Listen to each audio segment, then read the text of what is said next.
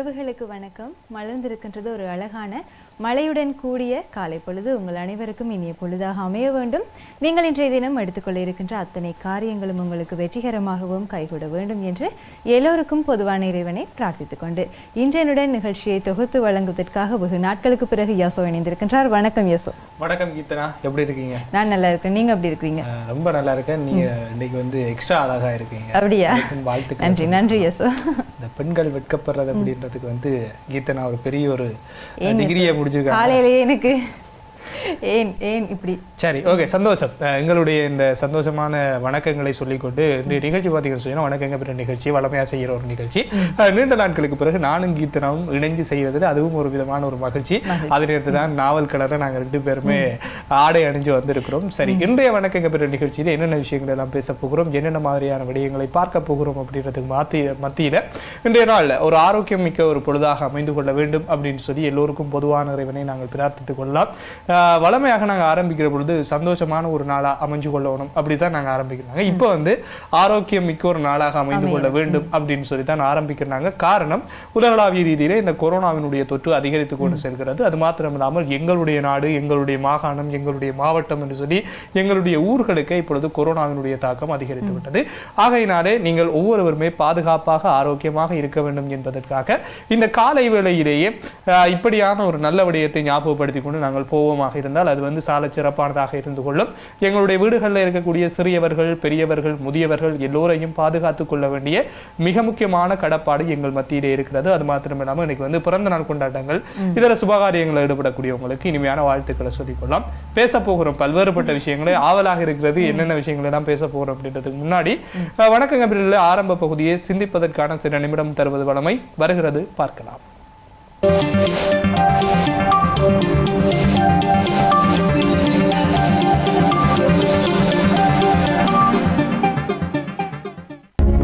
எவனொருவன் தன்னைத்தானே தாழ்த்திக் கொள்கின்றானோ அவன் பிறரால் உயர்த்தப்படுவான். எவனொருவன் தன்னைத்தானே தாழ்த்திக் கொள்கின்றானோ அவன் பிறரால் உயர்த்தப்படுவான்.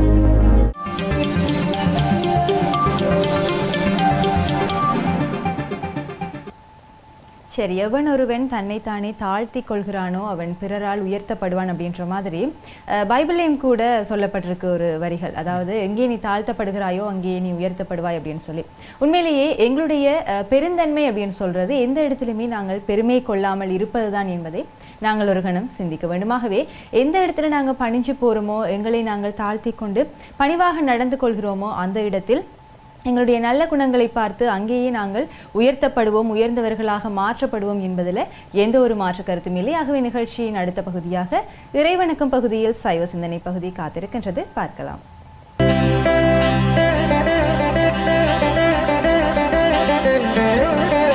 கேபிட்டல் டிவி நேயர்களுக்கு பணிவான வணக்கம். திருவம்பாவையினுடைய 9வது நாளாகிய இன்று எம்பெருமானுடைய மகிமைகளை பற்றி நாங்கள் தொடர்ந்து சிந்தித்துக் கொண்டிருக்கிறோம். ஆடல் வல்லானுக்கு உகந்த அற்புத விரதமாகிய இந்த திருவாதிரை விரத நாள் இன்றைக்கு 9 நாளாக அனுஷ்டிக்கப்பட்டு கொண்டிருக்கிறது. இன்றைய தினம் திருநாளை போவாரினுடைய சரித்திரத்தை பற்றி சிந்திக்கலாம். நந்தனாரினுடைய சரித்திரம் பரந்தது, அதை சுருக்கி இங்கே சிந்திக்கலாம். நந்தனாருக்கு சிதம்பரத்திலே போய் நடராஜ பெருமானை காண வேண்டும் என்று ஆசை. அப்படி ஆசைப்பட்டவர் அந்த ஆசையினுடைய உந்துதலினாலே ஒரு நாள் அந்த இடத்திற்கு சிதம்பரத்திற்கே வந்து விடுகிறார். வந்தவர் வேதங்கள் ஒலிக்கின்ற புனிதமான மண்ணாகிய அந்த சிதம்பரத்தை மிதிக்க அஞ்சுகிறார். ஏனென்றால் தான் தாழ்ந்த குலத்திலே பிறந்தவன் அல்லவா, புலையர் குலத்திலே பிறந்தவன், எப்படி புண்ணிய பூமியாகிய சிதம்பரத்திலே கால் வைப்பது என்று சொல்லி தயங்கி அங்கே இருக்கின்ற ஒரு மதிர்ச்சுவரினுடைய புறத்தே அமர்ந்து, பெருமானே உன்னை பார்க்க வந்தேனே, எனக்கு தரிசனம் கிடைக்காதா என்று ஏங்கிக் கொண்டிருக்கிறார். அவருடைய ஏக்கத்தை போக்க விளைந்த சபாபதி பெருமான் தில்லை மூவாயிரவர்களுடைய கனவிலே தோன்றி, அன்பர்களே, என்னை காண்பதற்காக நாளை போவான் என்கின்ற நந்தன் வந்திருக்கிறான், அவனை நீங்கள் சென்று அழைத்து வாருங்கள், சிவகங்கையில் நீராடச் செய்து அவனுக்கென்று அக்கினி வளர்த்து அவனை அதிலே மூழ்கச் செய்து அழைத்து வாருங்கள் என்று சொல்லி பெருமான் ஆணையிட்டாராம். உடனே தில்லை மூவாயிரவர்களும் அன்றைக்கு அதிகாலையிலே எழுந்து அவருக்கென்று அக்கினி வளர்த்து யாக குண்டம் கட்டி அக்கினி வளர்த்து சகல விருதுகளோடும் சென்று திருநாளை போவாரை பணிந்து சுவாமிகளே பெருமானே ஆணையிட்டார் தங்களை அழைத்து வரும்படி என்று சொல்ல பெருமானுக்கு தன் மீது இருந்த கருணையை எண்ணி உள்ளம் பூரித்து போன நாளை போவார் என்கின்ற நந்தனார் அவர்களோடு சென்று சிவகங்கையிலே நீராடி அங்கே அவர்கள் அவருக்கென்று வளர்த்த அந்த யாக அக்கினியிலே பிரவேசம் பண்ணினாராம். போனவர்தான் காண இல்லை. வெளியிலே வருகிற பொழுது தேஜஸ் வீசக்கூடிய தவ முனிவருடைய திருக்கோலத்தோடு வெளியே வந்தாராம் நந்தனார். அதாவது சடாமகுடம் தரித்து திருநீற்று ஒளி விளங்க காவையுடையும் ருத்ராட்சமம் தரித்த தவமுனிவர் திருக்கோலத்தோடு வெளியே வந்த நந்தனாரை கண்ட தில்லை மூவாயிரவர்களும் திகைத்து அவருடைய திருவடியிலே வீழ்ந்து வணங்கினார்களாம். அப்படி வந்தவர் கூத்தப் பெருமானை காணும் பேரானந்தத்தோடு பேரார்வத்தோடு சென்றவர் அந்த பஞ்சாட்சர திருப்படியை கடந்ததுதான் தாமதம். பேரொளி பிளம்பொன்று தோன்றியது. பிறகு அவரை காணவே இல்லையா. கூத்தப் பெருமானோடு இரண்டர கலந்தார் திருநாளை போவார். அப்படி நந்தனாருடைய சரித்திரத்திலே ஒரு முக்கியமான அருளாடலை நிகழ்த்தியவர் இந்த கூத்தப் பெருமான். அது மட்டுமல்லாமல் மாணிக்க வாசகருக்காகவும் சுவாமி அருளாடலை நிகழ்த்தி இருக்கிறார். சிதம்பரத்திலே மணிவாசக பெருமான் தங்கி இருந்த பொழுது சிவபெருமான் ஒரு அந்தண வடிவம் தாங்கி அங்கே எழுந்தருளி வந்து மணிவாசகரே பாவை பாடிய வாயால் ஒரு கோவை பாடும் என்று சொன்னாராம். அதாவது திருவம்பாவை பாடினீரே அந்த வாயாலே ஒரு கோவை எனக்கு பாடித்தாரும் என்று கேட்க மாணிக்க வாசக பெருமானும் திருக்கோவையாரை பாடினாராம். அதை ஒரு ஓலைச்சுவடியிலே எழுதிய பெருமான் கீழே கையொப்பமிட்டாராம். ஏனென்றால் கையொப்பமிட்டால் தான் எந்த பத்திரமும் செல்லுபடியாகும் இல்லையா. அது மாதிரி அவர் எழுதிய அந்த ஏட்டுச்சுவடியிலே பெருமான் கையொப்பமிட்டாராம். மணிவாசகன் விளம்பிட அழகிய சிற்றம்பலமுடையான் எழுதியது என்று சொல்லி கையொப்பமிட்டு விட்டு அந்த ஏட்டுச்சுவடியை பஞ்சாட்சர திருப்படியிலே வைத்துவிட்டு மறைந்தருளினார். மறுநாள் காலையிலே திருப்பள்ளி எழுச்சியோடு நடை திறந்த பொழுது தில்லை மூவாயிரவர்களுக்கு ஒரு பேரதிர்ச்சி காத்திருந்தது. அதாவது அந்த பஞ்சாட்சர படியிலே நடராஜ பெருமானுடைய பஞ்சாட்சர படியிலே ஒரு ஓலைச்சுவடி இருப்பதைக் கண்டு அதிலே கையொப்பமிடப்பட்டிருப்பதைக் கண்டு உடனே மணிவாசகரிடத்திலே சென்று மணிவாசகரே இதற்கு என்ன பொருள் என்று கேட்டார்களாம். என்ன கேட்டார்கள்? இதற்கு என்ன பொருள் என்று கேட்க மணிவாசக பெருமானும் தில்லை மூவாயிரவர்களையும் அழைத்து கொண்டு பஞ்சாட்சர படியை கடந்து உள்ளே சென்று இதோ இங்கே கூத்தாடுகிறானே அவன்தான் இதற்கு பொருள் என்று சொல்லி அப்படியே மறைந்தருளினார். அதாவது பெருமானோடு இரண்டர கலந்தார். இப்படி மாணிக்கவாசக பெருமானுக்காக சுவாமி அற்புதம் நிகழ்த்தியதும் இந்த சிதம்பரத்திலே தான். இதையெல்லாம் நினைவு கூறும் முகமாகத்தான் இந்த திருவம்பாவை விரதத்தை நாங்கள் அனுஷ்டிக்கிறோம். ஆகவே இந்த திருவம்பாவை விரத காலத்திலே எம்பெருமானுடைய மகிமைகளை பற்றி சிந்தித்து கொண்டிருக்கிறோம். நாளைய தினம் நிறைவு நாள்.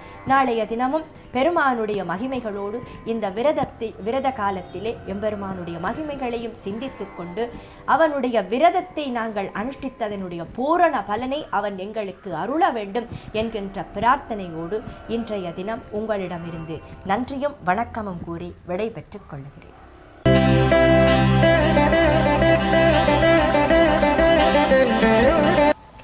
சைவ சிந்தனையை தொடர்ந்து மீண்டும் இணைந்திருக்கிறோம் வணக்கம் கேபிட்டல் வாயிலாக. இப்பொழுது திருவம்பாவை காலம் நடைபெற்று கொண்டிருக்கிறது. அதனால் ஓரளவுக்கு கொஞ்சம் பக்திபூர்வமாக எங்களுடைய காலை வேளை அமைந்து கொண்டது வழமை. காரணம் என்னன்னு சொல்லி சொன்னால் எங்களுடைய அயலில் இருக்கக்கூடிய ஆலயங்களில் இந்த திருப்பள்ளி எழுச்சியோடு நாங்கள் காலை வேளையிலே விடியற்காலையை வரவேற்றுக் கொள்ளது வழமை.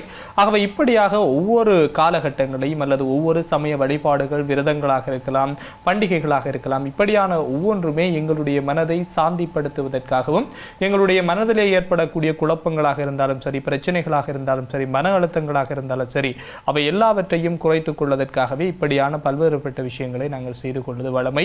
அதன் வகையில தான் இந்த சைவ சிந்தனையை நாங்கள் பார்த்துவிட்டு வந்திருக்கிறோம். நிச்சயமாக பல்வேறுபட்ட விடயங்களை நாங்கள் காலை பொழுதிலே கடந்து வந்து கொண்டே இருக்கின்றோம். ஆகவே ஒவ்வொரு விடயங்களில் இருக்கக்கூடிய நல்ல விடயங்களை, நன்மையான விடயங்களை நாங்கள் எங்களுடைய வாழ்க்கையில் பெற்றுக்கொள்ள வேண்டும். ஆகவே நிகழ்ச்சியில் அடுத்த பகுதியாக இறைவணக்கம் பகுதியில் கிறிஸ்தவ சிந்தனை பகுதி காத்திருக்கின்றது. பார்க்கலாம்.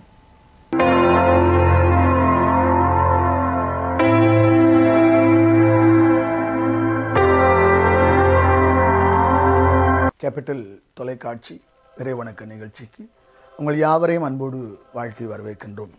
பிரியமானவர்களே, உங்களுடைய சந்தோஷத்துக்காக உங்களுடைய ஆறுதலுக்காக, உங்களுடைய வேண்டுதல்கள் எல்லாம் நிறைவேறும்படியாக இந்த டிவி வழியாக, இந்த கேபிட்டல் தொலைக்காட்சி வழியாக உங்களை சந்திப்பதிலே மிக மகிழ்ச்சி, பேரானந்தம், சந்தோஷம்.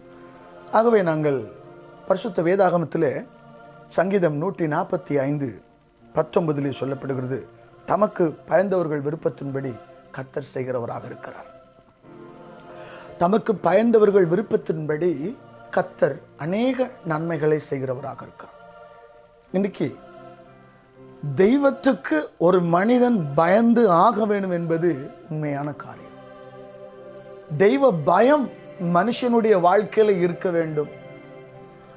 தெய்வ பயம் இருக்கிற பொழுதுதான் மனிதனுடைய வாழ்க்கையிலே அவன் நினைக்கிற காரியங்களை தெய்வம் நிறைவேற்றும்படியாக அவனுடைய பாதையிலே வெளிச்சமாக இருக்கிறது. மனிதன் தெய்வத்துக்கு பயப்படாமல் போகிற பொழுது, அவனுடைய சுய எண்ணங்களை அவன் வைத்திருக்கின்ற பொழுது, அவன் பல இடங்களிலே தோத்து போறதற்கு, தோல்வியுற்று போவதற்கு வாய்ப்புகள் உண்டு. தெய்வத்துக்கு பயப்படுகின்ற பயமே மனித வாழ்க்கையினுடைய வெற்றிக்கு அடையாளமாக, காரணமாக இருக்கிறது. ஏன், இந்த உலகம் பெரிதாக இருந்தாலும் இந்த உலகத்தின் மேல் கண்ணை வைத்திருப்பவன் இறைவர். தெய்வத்தினுடைய கரம், தெய்வத்தினுடைய கண் இந்த உலகத்தின் மேல் இருக்கிறது. ஒருமுறை வேதம் சொல்லுகிறது, யோனாவுன்னு பார்க்கிறோம், நோவாவுடைய வாழ்க்கையை தெய்வம் உற்று நோக்கி பார்த்த பொழுது அவனுடைய செய்கைகள் எல்லாம் தேவனுக்கு பிரியமாக இருந்தது. பிரியமாக இருந்தது நிமித்தமாக இந்த உலகத்தின் ஒழிப்புக்காக, அழிப்புக்காக ஆயத்தம் பண்ணப்பட்ட போது நோவாவுக்கு கடவுளுடைய கண்கள் மேல் இரக்கம் கிடைத்தது. இன்றைக்கு அந்த இரக்கத்தை நாம் பெற்றுக்கொள்ள வேண்டுமாக இருந்தால் நம்முடைய வாழ்க்கையில் நாம் செய்ய வேண்டிய ஒரே காரியம் என்ன தெரியுமா? தெய்வத்துக்கு பயப்பட வேண்டிய ஒரு பயம் நமக்குள்ளே வர வேண்டும். அந்த பயம் நமக்குள்ளே வருகிற பொழுதுதான் நாம் எடுக்கிற முயற்சிகளுக்கு நமக்கு வெற்றி உண்டாகும். கடவுளுக்கு பயப்படுகிற பயம். இரண்டாவதாக, நம்மை கடவுளுக்கு நாம் பயப்படுகின்ற பொழுது பார்க்கிற பிள்ளைகள் பெற்றோருக்கு பயப்படுகிற பயம். இன்னைக்கு நாங்கள் பார்க்கிறோம், முதலாவதாக பெற்றோர்களாகிய நாம் கடவுளுக்கு பயப்படுகின்ற பொழுது, பெற்றோருக்கு பயப்படுகின்ற பொழுது, இங்கே நாம் ஒருவருக்கொருவர் நாங்கள் குடும்பத்திலே பயந்து வாழ்கிற பொழுது நம்முடைய வாழ்க்கையில் வெற்றி வருகிறது. இன்றைக்கு பெற்றோர்களாகிய நாம் ஆண்டவரை பிரார்த்தனை செய்யாமல், அவருக்கு நாங்கள் பயப்படாமல் நாங்கள் இருப்பதனாலே எமது பிள்ளைகள் பெற்றோருக்கு பயப்படாமல், பிள்ளைகள் தாய் தகப்பனுக்கு அடங்காமல் இன்றைக்கு பலவிதமான வேதனைக்குள்ளாக தள்ளப்பட்டிருக்கிறார்கள். இந்த வேதனை மாற வேண்டுமா? இந்த கஷ்டம் மாற வேண்டுமா? நாம் எடுக்க வேண்டிய ஒரே தீர்மானம், முதலாவதாக நம் பெற்றோர்களாகிய நாம் இறைவனுக்கு நாங்கள் பயப்படுகிறவர்களாய், இயேசுவுக்கு முன்பதாக நாம் பயந்து இருக்கிறவர்களாய் மாறுகிற பொழுதுதான் நம்முடைய வாழ்க்கையிலே நமது பிள்ளைகள் தாய் தகப்பனுக்கு கீழ்ப்படிந்து போறதற்கு வாய்ப்பு உண்டு. முதலாவது தாயின் தகப்பனுமான மனிதன் இறைவனுக்கு நாம் கீழ்ப்படிந்தவர்களாய், பயந்தவர்களாய் நாம் வாழுகின்ற பொழுது நம்முடைய வாழ்க்கையிலே நாம் விடுகிற கண்ணீர் மாற்றப்பட்டு நமது பிள்ளைகள் நமக்கு பயந்தவர்களாக நமது காலடியில் இருக்கத்தக்கதான ஒரு கிருபையை கர்த்தர் கொடுப்பார். சங்கீதத்தில் என்ன சொல்லப்பட்டுச்சு? சங்கீதம் 128:1 என்ன சொல்லப்பட்டுச்சு? கர்த்தருக்கு பயப்படுகிற மனுஷனுடைய கரத்தை கர்த்தர் ஆசீர்வதிக்கிறார், மனைவியை ஆசீர்வதிக்கிறார், பிள்ளைகளை ஆசீர்வதிக்கிறார். இதோ இஸ்ரவேலுக்கு உண்டாகும் சமாதானத்தையும் கொடுக்கிறார். இந்த சமாதானம் உங்களுடைய வாழ்க்கையில வர வேண்டுமா இருந்தால் நாம் முதலாவதாக தெய்வத்துக்கு நாங்கள் பயப்பட வேண்டும். தெய்வத்துக்கு பயப்படுகிற பயமே எங்கள் குடும்பத்திலே தாய் தகப்பனுக்கு பிள்ளைகளும் பயப்படுகிறார்கள், குடும்ப ஒற்றுமையும் உண்டாகிறது. கர்த்தர் நம்மோடு கூட இருக்கிறார். இதை கேட்டானவருடைய வாழ்க்கையிலும் ஆசீர்வாதம் உண்டாவதாக. ஆமென்.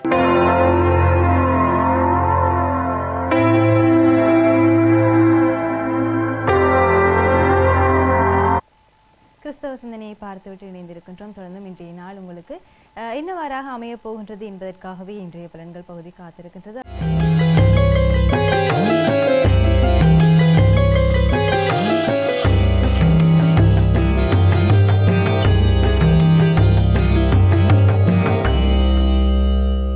கேபிட்டல் தொலைக்காட்சி நேயர்களுக்கு எனது பணிவான வணக்கம். இன்றைய நாள் 2020ஆம் ஆண்டு 12ஆம் மாதம் 29ஆம் தேதி செவ்வாய்க்கிழமை. இன்றைய நட்சத்திரம் மிருகசீரிடம், ராசி மிதுனம், இன்றைய சுப நேரம் 10:58 முதல் 12:28 வரை. ராகு காலம் பிற்பகல் 3:28 முதல் 4:58 வரை. நேயர்களே, இன்றைய 12 ராசிகளுக்கும் உரிய பொது பலன்களை பார்ப்போம். மேடராசி அன்பர்களே, இன்றைய நாள் உங்களுக்கு ஒரு மிகச் சிறப்பான நாளாக மலர்ந்திருக்கின்றது. ஆகவே இன்றைய நாளிலே நீங்கள் எடுத்துக்கொள்ளப் போகின்ற எந்த விடயமானாலும் மிக இலகுவாக எளிதாக உங்களுடைய இலக்குகள் நிறைவேறக்கூடிய வாய்ப்புகள் உண்டு. அதுக்கு ஏற்றாற்போல் நீங்கள் உங்களை தயார்படுத்தி உங்களுடைய செயற்பாட்டை ஆரம்பியுங்கள். நல்ல நண்பர்களுடைய உதவிகள் உங்களுக்கு கிடைக்கும். பெரியோர்களுடைய ஆசீர்வாதமும் உண்டாகும். உங்களுடைய கருமங்கள் மிக எளிதாக நிறைவேறக்கூடியதாக இருக்கும். உங்களுடைய எண்ணத்திலே என்ன உதிக்கின்றதோ அவைகளை செயற்படுத்தும் போது உங்களுக்கு மிக சிறப்பான சந்தோஷமான முடிவுகளை தரக்கூடியதாக இருக்கும். வியாபாரம் செய்யும் நண்பர்களாக இருந்தாலும் சரி, கல்வி சமூகத்தைச் சேர்ந்தவர்களாக இருந்தாலும் சரி, மற்றும் ஏனைய துறைகளில் சம்பந்தப்பட்டோருக்கும் இன்றைய நாள் மிகச் சிறப்பான நாளாகும். நீங்கள் எண்ணியதை வாங்கலாம், விற்கலாம். அதிலே உங்களுக்கு மிகுந்த லாபம் உண்டாகக்கூடிய வாய்ப்புகள் உண்டு. உங்களுடைய கருமங்கள் எளிதாக நிறைவேறும். இடபராசி அன்பர்களே, இன்றைய நாள் சில இடர்பாடுகளுக்கு இடையே உங்களுடைய கருமங்களை நீங்கள் சாதிக்க வேண்டிய ஒரு கட்டாயம் இருக்கும். உங்களுடைய எண்ணங்கள், உங்களுடைய நினைவுகள் நன்மை தருபவையாகவும் பிறருக்கு நன்மை பயக்கக்கூடியதாகவும் இருக்குமானால் நிச்சயமாக நீங்கள் இன்றைய நாளிலே உங்களுடைய கருமங்கள் சிறப்பாக நடந்தேறக்கூடியதாக இருக்கும். உங்களுடைய கருமத்தினுடைய தன்மையை பொறுத்தே இன்றைய நாளிலே நீங்கள் மேற்கொள்ளும் முயற்சிகள் உங்களுக்கு பலன் தரப்போகின்றது. அடுத்தவருடைய பிரச்சனைகளுக்குள் நீங்கள் சென்று விடாதீர்கள். அது உங்களை மிகவும் ஒரு கஷ்டமான நிலைக்கு கொண்டு வரும். கொடுக்கல் வாங்கலும் வலு நிதானமாக இருக்க வேண்டும். அவைகளாலும் உங்களுக்கு சிக்கல்கள், சிரமங்கள் தோன்றலாம். ஆகவே இன்றைய நாளிலே மிக அவதானமாக நீங்கள் உங்களுடைய செயற்பாடுகளை செயற்படுத்துங்கள். அவை உங்களுக்கு தன்னிறைவு கண்டதாக இருக்கும். மிதுன ராசி அன்பர்களே, இன்றைய நாளிலே செலவுகள் அதிகரிக்கக்கூடிய வாய்ப்புகள், இழப்புகள் சந்திக்கக்கூடிய வாய்ப்புகள். ஆகவே நீங்கள் உங்களுடைய சொத்துக்களையோ உங்களுடைய பொருளாதாரத்தையோ மிகவும் கவனமாக கையாள வேண்டிய ஒரு நிர்பந்தம் இன்றைய நாளிலே உண்டு. இன்றைய நாளிலே நீங்கள் செய்யப்போகின்ற எந்த ஒரு வேலை திட்டமாக இருந்தாலும் சரி, அவை மிக நிதானமாக சிந்தித்து நீங்கள் செயற்படுத்த வேண்டிய கட்டாயம் உங்களுக்கு உள்ளது. கொஞ்சம் இடர்பாடுகள் கூடுதலாக இருக்கும். தடைகள் ஏற்படலாம், விரக்தி மனப்பான்மை ஏற்படலாம். சில நேரங்களில் நீங்கள் கூடாத பழக்க வழக்கங்களுக்குள் செல்லக்கூடிய வாய்ப்புகளும் வரலாம். அவைகளை தவிர்த்து கொள்ளுங்கள். நேர்மையாக நிதானமாக உங்களுடைய செயற்பாட்டை நீங்கள் செயற்படுத்துவீர்களானால் நிச்சயமாக இன்றைய நாள் உங்களுக்கு ஒரு அனுகூலமான நாளாகும். கடகராசி அன்பர்களே, இன்றைய நாளிலே நல்ல செய்திகள் உங்களை வந்தடையக்கூடிய வாய்ப்புகள் உண்டு. உங்களுடைய செயற்பாடுகளில் அதிக முன்னேற்றம் தென்படும். உங்களுடைய நினைவுகள், உங்களுடைய எண்ணங்கள் மிகச் சிறந்தவையாக இருக்கும். அவை செயற்படுத்தி அதிலே நீங்கள் வெற்றி காணும்போது மிகச் சிறப்பாகவும் சந்தோஷமாகவும் இருக்கும். புதிய புதிய நண்பர்களுடைய சேர்க்கை உண்டாகும். அவர்களால் நிறைந்த லாபம் உண்டாகக்கூடியதாக இருக்கும். அவர்கள் மனம் வந்து உங்களுக்கு உதவி செய்ய முன்வருவார்கள். ஆகவே தூர தேசத்திலிருந்து நல்ல செய்திகள் வந்தடையக்கூடியதாக இருக்கின்றது. ஆகவே இன்றைய நாள் உங்களுக்கு ஒரு சிறப்பான நாளாகும். சிம்மராசி அன்பர்களே, சிறப்பான ராசியை கொண்ட நீங்கள் சிறப்பாகவே இன்றைய நாளிலே உங்களுடைய முன்னேற்றம் தென்படும். நீங்கள் செய்யப்போகின்ற எந்த விடயமாக இருந்தாலும் சரி, அவை தங்கு தடையின்றி எளிதாக உங்களுடைய இலக்கை நோக்கி செல்லும். ஆகவே உங்களுக்கு மிகுந்த லாபமும் மிகுந்த மகிழ்ச்சியும், உங்களுடைய எண்ணங்கள், உங்களுடைய நினைவுகள் அத்தனையும் இலகுவாக நிறைவேறக்கூடியதாக இருக்கும். மங்களகரமான நிகழ்வுகளும் நடக்கக்கூடிய வாய்ப்புகள் உண்டு. திருமணம் சம்பந்தப்பட்ட நிகழ்வாக இருந்தாலும் கூட அந்த தீர்மானங்கள் இன்றைய நாளிலே நிறைவேறக்கூடிய வாய்ப்பும் உண்டு. ஆகவே இன்றைய நாள் உங்களுக்கு மிகவும் சிறப்பான நாளாகும். கன்னிராசி அன்பர்களே, இன்றைய நாளிலே உங்களுக்கு அலைச்சல் மிகுதியாக இருக்கும். தூர இடங்களுக்கு போய் வரக்கூடிய வாய்ப்புகள் வரலாம். உடல் அசதி ஏற்படலாம், வலி ஏற்படலாம், வேதனை ஏற்படலாம். ஆகவே இன்றைய நாளிலே உங்களுடைய உடல் ஆரோக்கியத்திலே நீங்கள் அதிதீவிர கவனம் வேண்டும். அதை நிதானமாக நீங்கள் சிந்தித்து உங்களுடைய செயற்பாட்டினூடே உங்களுடைய ஆரோக்கியத்தையும் சேர்த்து பார்த்து இன்றைய நாளிலே உங்களுடைய நகர்வுகளை மேற்கொள்ளுங்கள். வியாபாரம் செய்வதில் உங்களுக்கு வீழ்ச்சிகள் தோன்றலாம். ஆகவே மிகவும் கவனமாக இன்றைய நாளிலே நீங்கள் செயற்பட வேண்டும். துளாராசி அன்பர்களே, இன்றைய நாளிலே உங்களுக்கு உடல் அசதி ஏற்படக்கூடிய வாய்ப்புகள் உண்டு. உங்களுடைய ஆரோக்கியத்தில் சில மாறுபாடுகள் தென்படலாம். உற்சாகம் குறைந்து காணப்படலாம். இன்றைய நாளிலே நீங்கள் மேற்கொள்ளப் போகும் எந்த முயற்சியாக இருந்தாலும் சரி சோர்வு நிலையிலே இருக்கக்கூடிய வாய்ப்புகளை தரலாம். ஆகவே இன்றைய நாள் மிக கவனமாக நீங்கள் செயற்படுத்த வேண்டிய நாள். பொருளாதார சிக்கனம் வேண்டும். இல்லையேல் அதிக செலவுகளுக்குரிய வாய்ப்புகள் உண்டாகும். நண்பர்களுடன் முரண்படாமல் அனுசரித்து அரவணைத்து போக வேண்டும். அப்படி போனால் உங்களுடைய எண்ணங்கள், உங்களுடைய காரியங்கள் மிக இலகுவாக ஈடேறும். வீட்டாருடன் நீங்கள் மிக தெளிவாக அனுசரித்து அவர்களுடைய அன்பை பெற வேண்டும். கடுமையான போக்கை கடைபிடிப்பதை தவிர்த்து கொள்ளுங்கள். ஆகவே இன்றைய நாளிலே மிக கவனமாக நீங்கள் செயல்படுங்கள். அவை உங்களுக்கு பெரும் தாக்கங்களை தரமாட்டா. விருச்சிக ராசி அன்பர்களே, இன்றைய நாளிலே நீங்கள் மிகுந்த லாபமடையப் போகின்றீர்கள். உங்களுடைய கையிலே அதிகமான பணப்புழக்கம் இருப்பதற்கு வாய்ப்பு உண்டு. அதிகமான லாபம் வந்து சேரக்கூடிய வாய்ப்புகள் உண்டு.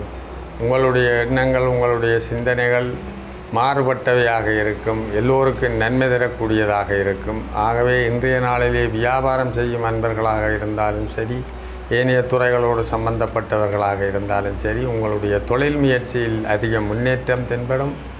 அதிக பண லாபம் கிடைக்கக்கூடிய வாய்ப்புகள் உண்டு. இன்றைய நாள் உங்களுக்கு ஒரு சிறப்பான நாளாகும்.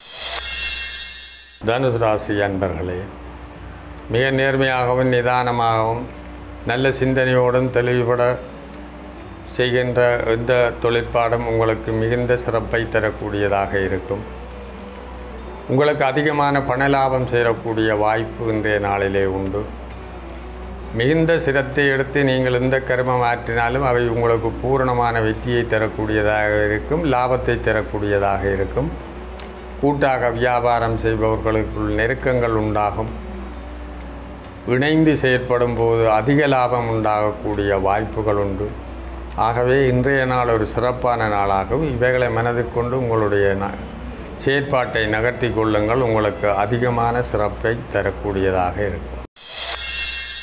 மகர ராசி அன்பர்களே, இன்றைய நாள் மிகவும் விறுவிறுப்பான சுறுசுறுப்பான நாளாக உங்களுக்கு இருக்கின்றது. உங்களுடைய செயற்பாடுகளிலே அதிதீவிரமான ஆர்வமும் உங்களுடைய செயற்பாட்டு திறனும் சேர்ந்து மிளிரப் போகின்றன. இன்றைய நாளிலே நீங்கள் செய்யப்போகின்ற ஆக்கப்பூர்வமான வேலை திட்டங்கள் அனைத்தும் இலகுவாக உங்களுக்கு ஈடேறி அதிக பண லாபம் தரக்கூடியதாக இருக்கும். ஆகவே இன்றைய நாள் ஒரு சிறப்பான நாளாகும். இன்றைய நாளிலே நீங்கள் செய்யப்போகின்ற எந்த கர்மமானாலும் உங்களுக்கு சிறப்பை தரும். வாகன கொள்வனவுகள் செய்யக்கூடிய வாய்ப்புகள் உண்டு. இன்றைய நாளிலே நீங்கள் சொத்துக்களில் கவனம் செலுத்தி அவைகளை மீண்டும் உயர்த்துவதற்கான எண்ணங்கள், திட்டங்கள் ஏற்படக்கூடிய வாய்ப்புகள் உண்டு. ஆகவே இன்றைய நாள் உங்களுக்கு ஒரு வெற்றி திருநாளாக இருக்கும். கும்பராசி அன்பர்களே, இன்றைய செயற்பாட்டிலே நீங்கள் மிகுந்த கவனம் செலுத்த வேண்டும். இன்றைய செயற்பாடு உங்களுக்கு துன்பத்தை தரக்கூடியதாகவும் இருக்கும். விரக்தி ஏற்படக்கூடியதாக இருக்கும். மனச்சஞ்சலம் ஏற்படக்கூடியதாக இருக்கும். அதிக செலவு ஏற்படக்கூடிய வாய்ப்புகளை கொடுக்கும். ஆகவே இன்றைய நாளிலே மிக நிதானமாக சிந்தித்து உங்களுடைய செயற்பாட்டை நீங்கள் செய்ய வேண்டிய கட்டாயம் உங்களுக்கு உண்டு. பிறருடன் அனுசரித்து போங்கள், அன்பு காட்டுங்கள். வேண்டா வெறுப்பாக எதையுமே எண்ணி தூக்கி எறிந்து விடாதீர்கள். அனைவருடைய உதவியும் உங்களுக்கு தேவைப்படும் நாளாக இன்றைய நாள் இருக்கின்றது. ஆகவே இன்றைய நாளை மனதில் நிறுத்தி உங்களுடைய செயற்பாட்டை தொடங்குங்கள். மீன ராசி அன்பர்களே, இன்றைய நாளிலே நல்ல செய்திகள் உங்களை வந்தடையும்.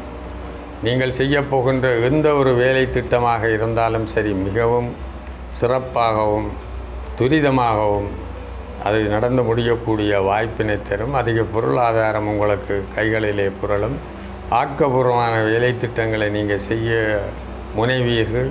உங்களுடைய முயற்சி வெற்றிகரமாக அமையக்கூடியதாக இருக்கும். பிறருக்கு லாபம் தரக்கூடியதாக இருக்கும். நீங்கள் நிறைய உதவி செய்யக்கூடிய வாய்ப்புகளும் ஏற்படும். ஆகவே எல்லாவற்றையும் எண்ணி நீங்கள் உங்களுடைய கருமங்களை நகர்த்துவது மிகச் சிறப்பாகும். நேயர்களே, இதுவரை 12 ராசிகளுக்கும் உரிய பொது பலன்களை பார்த்தோம். உங்களுடைய தனிப்பலனை ஒரு சோதிடரை அணுகி அறிந்து கொள்ளுங்கள். மீண்டும் நாளை இதே நேரம் உங்களை சந்திக்கும் வரை உங்களிடமிருந்து விடைபெறுபவர் சோதிடர் சிவகுரு செல்லைச்சாமி. நன்றி, வணக்கம்.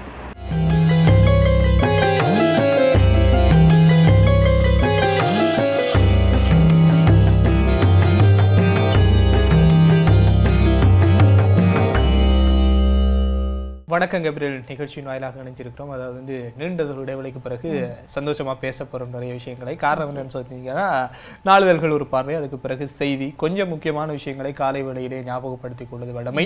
அதாவது நேற்றைய தினம் சிவப்பு எச்சரிக்கை விடுக்கப்பட்டது. அதே போல இப்பொழுது மழை பெய்து கொண்டிருக்கிறது. யாழ் மாவட்டத்தை பொறுத்தவரையில், வடக்கு கிழக்கை பொறுத்தவரையில் இந்த சிவப்பு எச்சரிக்கை விடுக்கப்பட்டதையும் நாங்கள் நினைவுபடுத்திக் கொள்கிறோம். அதற்கேற்றவாறாக உங்களுடைய முன்னாயத்த நடவடிக்கைகளை மேற்கொள்ளுங்கள். அது சால சிறப்பானதாக இருக்கும். காரணம் என்னன்னு சொல்லி பார்க்கிற பொழுது இப்பொழுது டிசம்பர் மாதம் வந்துருச்சு.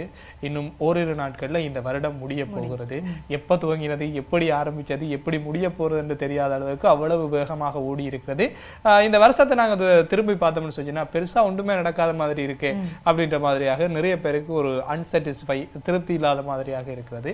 எதுவாறாக இருந்தாலும் இனிவரும் காலங்கள் கூட நாங்கள் கொரோனாவோட தான் வாழ வேணுமா அப்படின்ற ஒரு கேள்விக்குறி இருந்து கொண்டிருக்கிறது. ஆகவே எதுவாறாக இருந்தாலும் ஆரோக்கியமாக இருக்க வேண்டும் அப்படின்ற ஒரு விடயத்தை நாங்கள் சொல்லிக்கொண்டு, சரி இப்ப பாத்தீங்கன்னு சொன்னா புதுசா வருஷம் ஒன்று பிறக்க போகிறது கீதனா. 2021 2019ஆம் ஆண்டு ஆரம்பித்த இந்த கொரோனா இப்ப 2021ஆம் ஆண்டு வருகிற பொழுதும் நாங்க வந்து அந்த பிடியிலிருந்து மீளவில்லை அப்படின்னு வந்து சொல்லிக்கொள்ளலாம். ஸோ இந்த 2020ஆம் ஆண்டு உங்களுக்கு எப்படி இருந்துச்சு கீதனா? 2020ஆம் ஆண்டு உண்மையிலேயே எல்லாருக்கும் இருக்கிற மாதிரி தான் யோசோ. அதாவது பெருசா எதுவுமே நாங்க இந்த வருஷம் செய்யலையா அப்படின்ற மாதிரி தான் இருந்துச்சு இல்லையா. அதாவது கிட்டத்தட்ட போன வருஷம் டிசம்பர் மாதத்துல இருந்து இந்த கொரோனா வைரஸ் தொற்று வந்து உலகளாவிய ரீதியில வந்து எல்லா இடமுமே வந்து பரவலாக காணப்பட்டுச்சு. ஆகவே எங்களுடைய நாட்டை பொறுத்தவரையில மார்ச் மாதத்திலிருந்து நாங்க எல்லாருமே வந்து அதாவது எங்களுக்கு வந்து தனிமைப்படுத்தல் சட்டங்களும் அமலாக்கப்பட்டுச்சு. அதே மாதிரி எங்களுக்கு வந்து சில லாக்டவுன் போட்டாங்க. அதே மாதிரி நாங்க வீடுகளுக்குள்ளே இருந்து எங்களுடைய வேலைகளை வந்து செய்யக்கூடிய மாதிரி செய்ய வேண்டிய நிலைமையில இருந்தோம். ஆகவே வெளியில சென்று எங்களினுடைய வேலைகளை செய்ய இயலாத பட்சத்துல, எங்களுடைய திறமைகளை நாங்க வெளியில காட்ட இயலாத பட்சத்துல பல பேர் வந்து வீடுகளுக்குள்ளே வந்து முடங்கி இருந்தார்கள். சாதாரணமாக எல்லா சந்தர்ப்பங்களும் கிடைத்தாலுமே அதை நாங்கள் பயன்படுத்திக் கொள்வதற்கு பல விடயங்களை நாங்கள் முன்னெடுக்க வேண்டியதாக இருக்கும், பல முயற்சிகளை நாங்கள் முன்னெடுக்க வேண்டியதாக இருக்கும். அப்படி இருக்கும் பொழுது எதுவுமே இல்லாமல், எந்த ஒரு வசதியுமே இல்லாமல் நாங்கள் எங்களுடைய முயற்சிகளை நாங்கள் முன்னெடுக்க வேண்டுமாக இருந்தால் அது மிகவும் கடினமான ஒரு விடயம் தான். அதே மாதிரி தான் இந்த 2020வது வருடமும் கூட எங்கள் அனைவருக்குமே வந்து வீடுகளுக்குள்ளே போயிருக்கும். ஆனாலும் ஒரு நல்ல விஷயம் என்ன அப்படின்னு சொல்லி பார்த்தா அஜசோ, அதாவது குடும்பங்களோட இருந்திருப்போம், சொந்தங்களோட இருந்திருப்போம். ஆகவே அது இன்னும் ஒரு நல்ல விஷயமா எங்களுக்கு இந்த COVID-19 காலப்பகுதியில் கிடைச்ச ஒரு வரம் அப்படின்னு நான் சொல்லணும். ஓடிக்கொண்டே இருக்கக்கூடிய இந்த நவீன உலகத்துல நாங்க வேலை வேலை வேலை வேலைன்னு சொல்லி ஓடிட்டே இருப்போம். ஆகவே சொந்தங்களை திரும்பி பார்க்கவோ அல்லது நாங்க செஞ்ச வேலையை திரும்பி பார்க்கறது கூட எங்களுக்கு நேரம் இல்லாமல் இருந்துட்டு இருக்கும். அப்படி இருக்கும் பொழுது இந்த COVID-19 காலப்பகுதியில் சொந்தங்களோட கூடி அவர்களுக்கு என்ன பிரச்சனை இருக்குது, அவர்களினுடைய எண்ணங்கள் எப்படி இருக்குது, அவர்களினுடைய உணர்வுகளை அவர்கள் எப்படி வெளிப்படுத்திக் கொள்றாங்க அப்படின்றத வந்து நாங்கள் பார்க்கறதுக்கு, அதை அறிஞ்சு கொள்றதுக்கு மிக முக்கிய ஒரு சந்தர்ப்பமாக அமைஞ்சது இல்லையா யசோ? நிச்சயமாக. அதே போல இன்னொரு கேள்வி கேட்டலாம், ஆனா பாவமா இருக்கு. இந்த 2020 எப்படி இருக்குன்றதுக்கே ஒரு லென்த்தா ஒரு 11 சொல்லி முடிச்சிங்க. டக்குன்னு உங்கள்கிட்ட அடுத்த கேள்வி எப்படி கேட்கிறேன்னு சொல்லி ஒரு மாதிரி இருக்கு. இருந்தாலும் பரவாயில்ல, கேட்டுக்கொள்ளலாம். இந்த 2021ஆம் ஆண்டுல என்ன நீங்க சொல்லிக் கொள்ள போறீங்க அல்லது செய்து கொள்ள போறீங்க? இப்ப எல்லாருமே வந்து இந்த வருஷத்துல நிறைய விடயங்கள் சாதிக்கணும் அப்படின்னு சொல்லி ஆசைப்பட்டிருப்பாங்க. நிறைய விடயங்கள்ல தங்களுடைய திறமைகளை வெளிப்படுத்தணும் அப்படின்னு நினைச்சிருப்பாங்க. ஆனா எதுவுமே வந்து முடியாம போயிருக்கும். இருந்தாலும் கூட பல வருடங்கள் நாங்கள் யோசிச்ச விடயங்கள், பல வருடங்களாக நாங்கள் எங்களுடைய லட்சிய பாதையை அடையணும் அப்படின்னு சொல்லி பல கனவுகளை கண்டிருந்தவர்கள், அதாவது பாடசாலை மாணவர்களாக இருக்கட்டும் அல்லது வேலைக்கு போறவங்களா இருக்கட்டும் அல்லது வீட்டுல இருக்கின்ற நபர்களாக இருக்கட்டும், எல்லாருமே வந்து ஒரு லட்சிய பாதையை நோக்கி தான் ஓடிக்கொண்டிருப்பார்கள். ஏதோ ஒரு லட்சியம், ஏதோ ஒரு கனவை தங்களுடைய வாழ்க்கையில் அடைந்து விட வேண்டும் அப்படின்னு சொல்லி உண்மையிலேயே அதுக்கு தடை விதிச்சிருந்த இந்த வருடம் அடுத்த வருடத்திலாவது எங்களுக்கு ஒரு நல்ல வழியை காட்டணும். அந்த வருடத்துல எங்களுடைய முழு முயற்சியையும் நாங்கள் காட்டி எங்களுடைய லட்சிய பாதையில் எங்களுடைய கனவுகளை நாங்கள் அடைந்து கொள்ள வேண்டும் அப்படின்றதுல எந்த ஒரு மாற்று கருத்தும் இல்லை. இல்லையா சார்? ரொம்ப சந்தோஷம். ஏன்னு சொன்னா உங்களுக்கு எப்படி போகுதுன்னு சொல்லி நீங்க கேட்காம விட்டதுக்காக என்னுடைய மகிழ்ச்சியை சொல்லி எல்லாருக்குமே அப்படித்தானே போயிட்டு இருக்கும் இல்லையா சார்? சரி, நீங்க அடுத்த வருஷம் நீங்க என்ன செய்யணும் அப்படின்னு ஆசைப்பட்டுட்டு இருக்கீங்க? அதாவது வந்து திடீரென்று டக்குன்னு கேட்டால் என்ன சொல்றதுன்னு சொல்லி தெரியல. இருந்தாலும் 2021ஆம் ஆண்டுல 2020 என்னென்ன விஷயங்கள் எல்லாம் பிளான் பண்ணி செய்யாம விட்டோமோ அதையெல்லாம் செய்யறதுக்கான ஒரு முயற்சியை மேற்கொள்ளலாம். ஆனால் கொரோனா என்ன நடக்க போகுது அப்படின்னு சொல்லி தெரியாது. சரி, இதுவாறாக இருக்கிற பொழுது வரக்கூடிய இந்த புத்தாண்டு எல்லோருக்கும் நல்ல ஒரு புத்தாண்டாக அமைந்து கொள்ளட்டும் அப்படின்னு சொல்லி நாங்கள் வாழ்த்துக்களை முன்கூட்டியே சொல்லிக்கொண்டு இவ்வாறாக பேசுகிற பொழுது இன்னொரு விஷயம் எங்களுக்கு ஞாபகம் வருகிறது. இந்த 2020ஆம் ஆண்டு கொரோனா காரணமாக பல்வேறுபட்ட பிரச்சனைகளை எதிர்கொண்டு இருக்கிறோம். இதோடு இந்த கொரோனா பிரச்சனையால இந்த 2020 தாண்டிட்டோம்னா 2021 தாண்டிட்டோம்னா இது முடிஞ்சிருமா அப்படின்னு சொல்லி பார்க்கிற பொழுது இல்ல. காரணம் என்னன்னு சொல்லி பார்த்தால் இதனுடைய இந்த தலைமுறை தாண்டியும் 2 தலைமுறைக்கு இந்த பொருளாதாரத்திலே ஏற்பட்ட பிரச்சனை நீண்டு கொண்டு செல்லும் என்று சொல்லி பிரித்தானியாவினுடைய ஒரு ஆய்வு தெரிவிக்கிறது.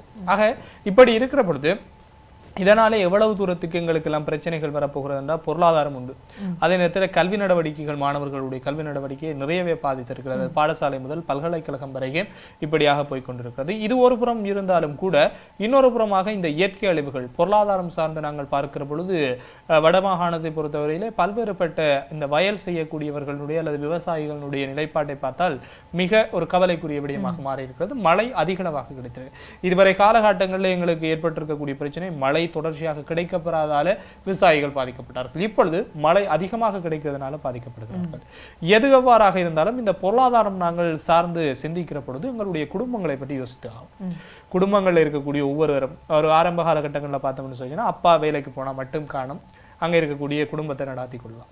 அதுக்கு பிறகு ஒரு காலகட்டம் வரைக்கும் நாங்கள் பார்த்தோம்னு சொன்னா கட்டாயமாக வீட்டில் இருக்கக்கூடிய இருவருமே வேலை செய்தே ஆக வேண்டும் என்கிற ஒரு கடப்பாடு வந்துச்சு. இது எல்லாத்தையும் உடைச்சவர் பாரதியாராகத்தான் இருக்கிறார். இந்த பெண் அடிமைத்தனம் என்பதில் இருந்து உடைத்து அவர்கள் வந்து வேலைகளுக்கு செல்ல வேண்டும், படிக்க வேண்டும், அப்படியான விடயங்களை கொண்டு வந்தவர். சரி, இதுவாறாக இருக்கிற பொழுது நாங்கள் ஒரு அலுவலகத்தை எடுத்து பார்த்தோம்னு சொன்னா ஒரு காலகட்டம் வரைக்கும் ஒரு பெரிய பெரிய பதவிகளில் இருக்கக்கூடியவர்கள் யார் என்று சொன்னா ஆண்களாகத்தான் இருந்தார்கள். அதை எல்லாத்தையும் வரையறைகளை உடைத்து இப்பொழுது பெண்களும் தங்களை தக்க வைத்துக் கொண்டிருக்கிறார்கள், தங்களுடைய திறமைகளை கொண்டு வந்து கொண்டிருக்கிறார்கள். இவை எல்லாவற்றினுடைய பின்னணியையும் நாங்கள் பார்க்கிற பொழுது எங்கேயோ துவங்கின ஒரு விஷயம் இன்றைக்கு இங்கே வந்து நிற்கிது அப்படின்னு சொல்லி பார்க்கிற பொழுது கட்டாயமாக அதாவது இந்த உலகம் இயங்குவதற்கு 2 பேர் காரணமாக இருக்கிறார்கள். ஒன்று வந்து ஆண்கள், பெண்கள் அப்படின்னு சொல்லிக்கொள்ளலாம். இந்த ஆண்கள் பெண்களினுடைய இந்த உலக ஓட்டத்திற்கான இவர்களுடைய காரணத்தினாலே தான் இன்றைக்கு உலகம் இயங்கிக் கொண்டிருக்கிறது என்று சொல்லலாம். பல்வேறுபட்ட நோய்களாக இருக்கலாம், பல்வேறுபட்ட சந்தோஷமாக இருக்கலாம், வெற்றியாக இருக்கலாம், தோல்வியாக இருக்கலாம், கண்டுபிடிப்புகளாக இருக்கலாம். இப்படி எல்லாவற்றிற்குமே காரணமாக இருக்கக்கூடியவர்கள் இந்த ஆண்கள் பெண்கள் என்று சொல்லி சொன்னால் இந்த ஆண்களையும் பெண்களையும் சமமாக மதிக்க வேண்டிய ஒரு கடப்பாடு எங்கள் ஒருவருடைய கைகளிலையும் இருக்கிறது. ஆகவே அதை பற்றி தான் இன்றைய வணக்கங்க பிற நிகழ்ச்சியில நாங்கள் பேசிக்கொள்ள போகிறோம், பாலின சமத்துவம் பற்றி. நிச்சயமாக யஸ். அதாவது நீங்கள் நிறைய விடயங்களை சொல்லி விளங்கப்படுத்தி இந்த தலைப்பை வந்து சொல்லியிருந்தீர்கள். உண்மையாவே வந்து பாரதியார் பெண் அடிமைத்துவத்தை எப்படி ஒழிச்சாரோ அதே மாதிரி இப்ப பாத்தீங்கன்னு சொன்னா எல்லா துறைகள்லயுமே வந்து ஆணுக்கு பெண் நிகராக பெண்கள் வந்து பல சாதனைகளை எல்லா துறைகள்லையும் சாதிச்சுட்டு இருக்கிறாங்க. அதே போல எல்லா துறைகளையும் தங்களுடைய ஈடுபாட்டை காட்டிக் கொண்டிருக்கிறார்கள் என்பதுதான் மிக முக்கிய ஒரு விடயமாக இருக்கின்றது. ஆரம்ப காலத்துல வந்து பெண்கள் அப்படின்னு சொன்னாலே பணிஞ்சு நடக்கணும், அடுப்பங்கரையில தான் அவர்களுடைய வாழ்க்கை அப்படின்னு சொல்லி இருந்த காலம் மாறி இப்ப பெண்களும் வேலைக்கு போறார்கள், தங்களுடைய திறமைகளை அவர்கள் வெளிப்படுத்திக் கொள்றார்கள் அப்படின்றதுல வந்து எந்த ஒரு மாற்று கருத்தும் இல்லை அப்படின்னு தான் சொல்லணும். ஆகவே ஆரம்ப காலத்தில இருந்து ஆண்கள் அப்படின்னு சொன்னா வலிமையானவர்கள், தைரியமானவர்கள் அப்படின்ற ஒரு எண்ணக்கரு தான் இருந்தது. பெண் அப்படின்னு சொன்னால் அவள் மென்மையானவள், சாதுவானவள் அப்படின்ற ஒரு எண்ணக்கரு தான் இருந்தது. ஆனால் அது எல்லாத்தையுமே முறியடித்து பெண்களாலும் சாதிக்க முடியும், பெண்களுக்குள்ளேயும் திறமைகள் இருக்குது, எங்களுக்குள்ளேயும் தைரியம் இருக்குது, ஒளிந்திருக்குது அப்படின்னு சொல்லி பல சாதனைகளை படைத்து கொண்டுதான் இருக்கின்றார்கள். விண்வெளிக்கு போறதுல இருந்து மண்ணுக்குள்ள ஒவ்வொரு விஷயத்தையும் கண்டுபிடிக்கிறது வரைக்கும் பெண்களினுடைய திறமைகள், பெண்களினுடைய அந்த ஈடுபாடு இன்னமும் இருந்து கொண்டுதான் இருக்கின்றது. ஆகவே ஆணுக்கு பெண் சமம் என்பதை நாங்கள் ஒவ்வொருவருமே புரிந்து கொள்ள வேண்டும். சமூகத்தில் ஒரு பெண் நடமாடுகிறாள் என்று சொன்னால் அவளை பற்றி கதைப்பது இலகு, அதாவது அவளை பற்றி தூற்றி கதைப்பது இலகு. ஒரு பெண்ணானவள் தன்னுடைய செயற்பாடுகளின் மூலமாக தன்னுடைய நடத்தையை அவள் வெளிப்படுத்திக் கொள்கின்றாள். ஆகவே அவள் எப்படிப்பட்டவள் என்பதை பிறர் இலகுவாக எடை போட்டு விடுவார்கள், அவளை பற்றி கதைத்து விடுவார்கள். ஆனால் ஆண்களை பற்றி பெரிதும் கதைப்பது இல்லை.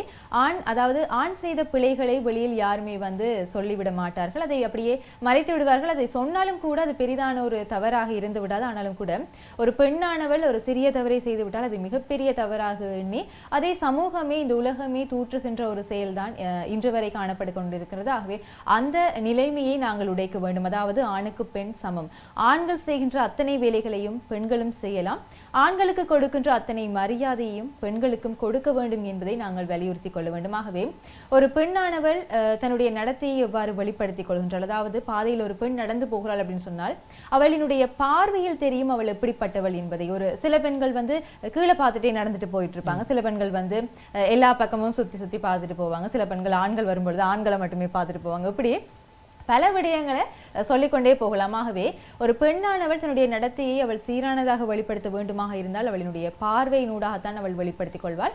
இரண்டாம் கட்டமாக அவளினுடைய உடை, நடை, பாவனை இவை எல்லாவற்றையுமே வந்து நாங்கள் சொல்லிக்கொள்ளலாம். ஆகவே ஒரு பெண்ணானவள் ஆரம்ப காலத்தில் எப்படி இருந்தால் இப்பொழுது எப்படி இருந்து கொண்டிருக்கின்றாள். ஆரம்ப காலத்தில் எல்லாம் 6 மணிக்கு பிறகு பெண்களை வீட்டுக்கு வெளியிலேயே போக விட மாட்டாங்க. ஏன் அப்படின்னு சொன்னால் பெண் பிள்ளை, அவளுக்கு நிறைய பிரச்சனைகள் வரும். பாதையில் அவள் தனியாக போகும்போது எங்கே இருந்து எப்படி பிரச்சனை வருதுன்றே தெரியாது, ஆனால் பிரச்சனைகள் வரக்கூடும் அப்படின்றதுக்காக 6 மணிக்கு பிறகு பெண்கள் வெளியில போகக்கூடாது. அது ஒரு குடும்பத்தினுடைய மரியாதையாகவும் அவர்கள் வைத்திருந்தார்கள். ஆனால் இப்பொழுது எல்லாமே சொன்னால் நைட் ஷிஃப்ட் செய்யக்கூடிய, அதாவது நைட்லேயே வேலை செய்யக்கூடிய பெண்களும் கூட இருந்து கொண்டுதான் இருக்கின்றார்கள்.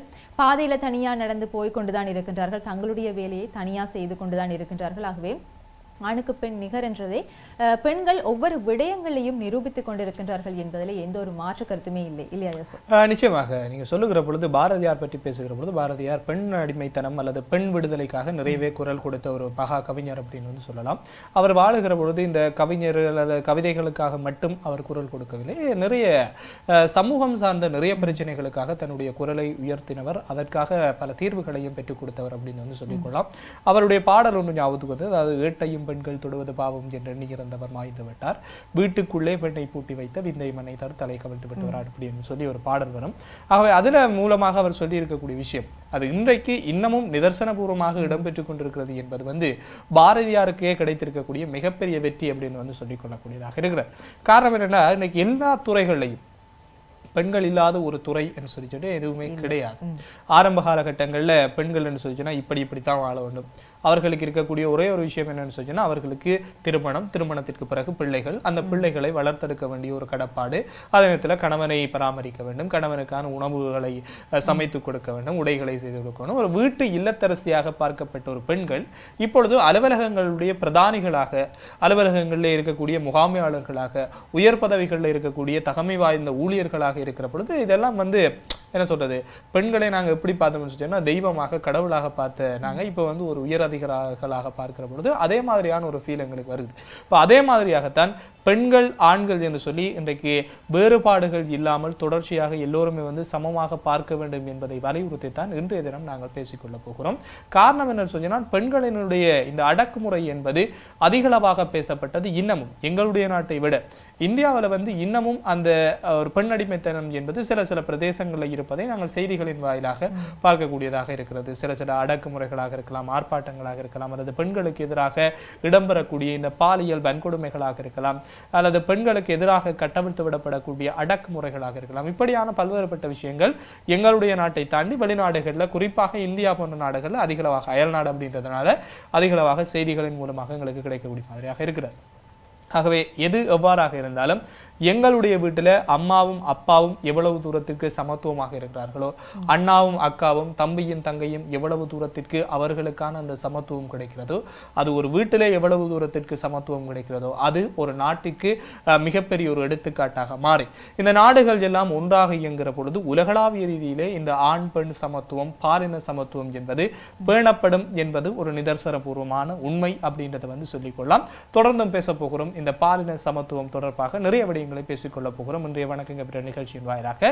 அதே நேரத்தில் இந்த கடந்து வந்த பாதையை நாங்கள் எவருமே மறந்துவிட முடியாது, மறந்துவிடக் கூடாது அப்படின்றதுக்காக பல்வேறுபட்ட நினைவுகளினுடைய பிம்பமாக ஒவ்வொரு நாளும் வருவது இந்த இன்றைய நாளின் பகுதி இன்றைக்கும் வருகிறது. பார்க்கலாம்.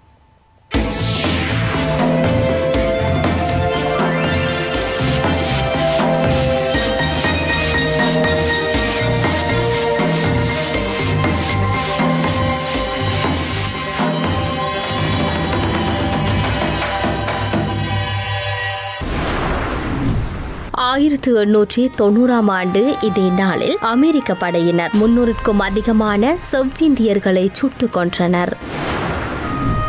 1911ஆம் ஆண்டு இதே நாளில் சீனாவின் கிங் வம்ச ஆட்சியிலிருந்து மங்கோலியா சுதந்திரம் பெற்றது. 1972ஆம் ஆண்டு இதே நாளில் அமெரிக்காவின் மியாமி சர்வதேச விமான நிலையத்தில் விமானம் ஒன்று தரையிறங்கும் போது விபத்தானதில் 101 பேர் பலி. 1997ஆம் ஆண்டு இதே நாளில் ஹாங்காங்கில் பறவை காய்ச்சல் அச்சம் காரணமாக 12.5 லட்சம் கோழிகள் அழிக்கப்பட்டன. 2001ஆம் ஆண்டு இதே நாளில் பெருவின் தலைநகர் லீமாவில் பெரும் தீ பரவியதில் 274 பேர் கொல்லப்பட்டனர். 1709ஆம் ஆண்டு இதே நாளில் ரஷ்ய அரசி எலிசபெத் பெட்ரோனா பிறந்தார். 1930ஆம் ஆண்டு இதே நாளில் இலங்கை திரைப்பட தயாரிப்பாளர் இயக்குனர் ரொபின் தம்பு பிறந்தார். 1960ஆம் ஆண்டு இதே நாளில் ஆஸ்திரேலிய துடுப்பாளர் டேவிட் ஃபோன் பிறந்தார். 1720ஆம் ஆண்டு ஜெர்மனிய வானியலாளர் மரியா மார்கரெதா கிர்ச் இறந்தார். 1825ஆம் ஆண்டு இதே நாளில் பிரான்சியோவியர் ஜாக்ஸ் லூயிஸ் டேவிட் இறந்தார். 2012ஆம் ஆண்டு இதே நாளில் தென்னாப்பிரிக்க ஆஸ்திரேலிய துடுப்பாட்ட வீரர் டோனி கிரைக் இறந்தார்.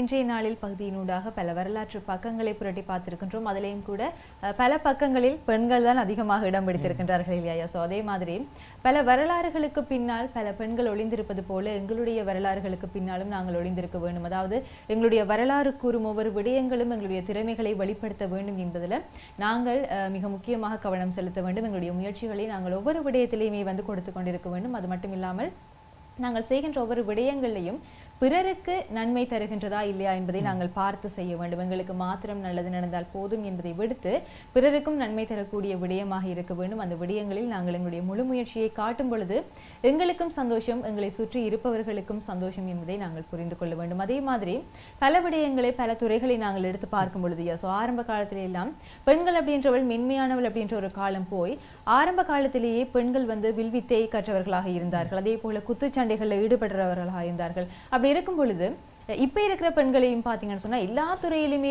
தங்களுடைய ஈடுபாட்டை காட்டிக் கொண்டிருக்கின்றார்கள். இப்பயும் அதாவது ஆரம்ப காலத்துல பெண்கள் அப்படின்னு சொன்னால் உடல் வலிமை குறைந்தவள் அப்படின்ற ஒரு எண்ணக்கரு போய் இப்ப பெண்களுக்கும் எல்லா பிரச்சனைகளையும் எதிர்நோக்கக்கூடிய வலிமை இருக்கின்றது என்பதை பெண்கள் நிரூபித்துக் கொண்டுதான் இருக்கின்றார்கள். அதாவது இப்பொழுதும் பெண்கள் அதாவது ரெஸ்லிங் என்று சொல்லுவாங்க, அதே மாதிரி கராத்தே என்று சொல்லுவாங்க. இந்த மாதிரி பல சந்தர்ப்பங்கள்ல தங்களுடைய திறமைகளை வெளிப்படுத்தி கொண்டிருக்கிறார்கள். பல பிரச்சனைகளில் இருந்து தங்களை காப்பாற்றிக் கொள்வதற்காக தங்களை தாங்களே அவர்கள் உருமாற்றிக் கொள்கின்றார்கள் என்பதுதான் மிக முக்கிய ஒரு விடயமாக இருக்கின்றது. பெண்களுக்கு பல பிரச்சனைகள் வரக்கூடும், இருந்தாலும் கூட அந்த பிரச்சனைகளில் இருந்து எப்படி எங்களை நாங்கள் காப்பாற்றிக் கொள்வது என்பது தொடர்பாக அவர்கள் மிக முக்கியமான கவனத்தை செலுத்துகிறார்கள் என்பதுதான் அங்கே நாங்கள் பார்க்கக்கூடிய ஒரு விடயமாக இருக்கின்றது. ஆண்கள் அப்படின்னு சொல்பவர்கள் பாதையிலே அவர்கள் செல்லும் பொழுது ஆண்களுக்கு ஏற்படக்கூடிய பிரச்சனைகள் மிக அரிதானதாக இருக்கும். அப்படியே பிரச்சனைகள் ஏற்பட்டாலும் கூட அந்த பிரச்சனைகளை அவ்வாறே கடந்து போய்விடுவார்கள் ஆண்கள். ஆனால் பெண்கள் அப்படின்றவர்கள் அப்படி இல்லை, இலகிய மனம் படைத்தவர்கள் பெண்கள் அப்படின்னு சொல்லுவார்கள். ஸோ அதே மாதிரி ஒரு சின்ன பிரச்சனை வந்தாலும் கூட அவர்களுக்கு பெரிதாக அது தாக்கிவிடும் என்பதுதான் மிக முக்கிய ஒரு விடயமாகவே எங்களுடைய மனதை நாங்கள் திடமானதாக மாற்றிக்கொள்வதற்கும் எங்களுடைய உடலை அதற்கு ஏற்றாற்போல் நாங்கள் வடிவமைத்துக் கொள்வதற்கும் நாங்கள் எங்களுக்கான முயற்சிகளையும் எங்களை நாங்கள் என்னென்ன விடயங்களில் எங்களுடைய திறமைகளை நாங்கள் ஏற்படுத்திக் கொள்ளலாம், எங்களுடைய திறமைகளை நாங்கள் காட்டிக்கொள்ளலாம். அதே மாதிரி நாங்கள் எப்படி இருந்தால் எங்களுக்கு வரக்கூடிய பிரச்சனைகளை நாங்கள் இலகுவாக முகம் கொடுத்து அதை தீர்த்து கொள்ளலாம் என்பது தொடர்பாகவும் நாங்கள் கவனம் செலுத்த வேண்டியது மிக முக்கியமாக இருக்கின்றது இல்லையா? நிச்சயமாக இந்த பெண்களுக்காக அதாவது பாலின சமத்துவம் என்று சொல்லி நாங்கள் பேசுகிற பொழுதே நீங்க யோசிக்கலாம், என்னடா பாலின சமத்துவம் தொடர்ச்சியாக பெண்களை பற்றியே பேசிக் கொண்டிருக்காங்கன்னு சொல்லினா கட்டாயமாக எங்கே மறுக்கப்படுகிறதோ எங்கே உரிமை மறுக்கப்படுகிறதோ அதற்கு எதிராக குரல் கொடுக்க வேண்டும் அப்படின்னு சொல்லப்படுகிறது. ஆகவே ஏதோ ஒன்றுக்கு குறைவாக இருக்கிற பட்சத்திலே தான் இப்படியான ஒரு நாளை கொண்டு வந்திருக்காங்க. அங்க காரணம் நாங்கள் ஏற்கனவே சொன்னது மாதிரியாக இந்த பெண்களுக்கு எதிரான வன்கொடுமைகள், பெண்களுக்காக கொண்டு வரப்பட்டிருக்கக்கூடிய இந்த உரிமை மீறல்கள் இப்படியானவற்றுக்காகத்தான் இந்த பாலின சமத்துவம் என்பதை நாங்கள் கொண்டு வந்திருக்கிறோம். அல்லது பாலின பாலின சமத்துவம் என்பது தொடர்பாக ஒரு நாளையை பிரகடனப்படுத்தியிருக்கார்கள் அப்படின்னு சொல்லப்படுகிறது. ஆகவே இப்படி நாங்கள் பார்க்கிற பொழுது இந்த பெண்களினுடைய பிரச்சனைகள் என்ன, பெண்களுக்கான உரிமைகள் எவ்வாறெல்லாம் கொண்டு செல்லப்படுகிறது அல்லது பெண்களினுடைய உரிமைகள் எவ்வாறெல்லாம் மீறப்படுகிறது அப்படின்னு சொல்லி நாங்கள் பார்க்கிற பொழுது ஆரம்ப காலகட்டங்களில் பெண்களாக பிறந்து விட்டாலே அது ஒரு பெரிய பிரச்சனை. பெண் பிறந்தால், அதாவது பெண் பிள்ளை பிறந்தால் கள்ளிப்பால் ஊட்டி கொல்லக்கூடிய ஒரு மரபு வழி இப்பவும் சில பிரதேசங்களில் இடம்பெற்று கொண்டுதான் இருக்கிறது. ஆகவே ஒரு பெண்ணாக பிறப்பதனாலேயே அவருடைய உயிர் மாய்க்கப்படுகிறது அப்படின்ற ஒரு காலகட்டங்களில் இருந்து இப்போ நிறைய விடயங்களை மாறி இருக்கிறது. இப்போ என்ன சொல்லினா பெண்கள் நிறைய விதங்களில் சாதித்து கொண்டிருக்கிறார்கள், பிரதமராக இருக்கிறார்கள், ஜனாதிபதியாக இருக்கிறார்கள். ஆகவே நாட்டையே ஆளக்கூடிய பெண்களை நாங்கள் அழித்து விடக்கூடாது அப்படின்ற ஒரு மனநிலை எல்லோர் மத்தியிலே மாறி இருக்கிறது.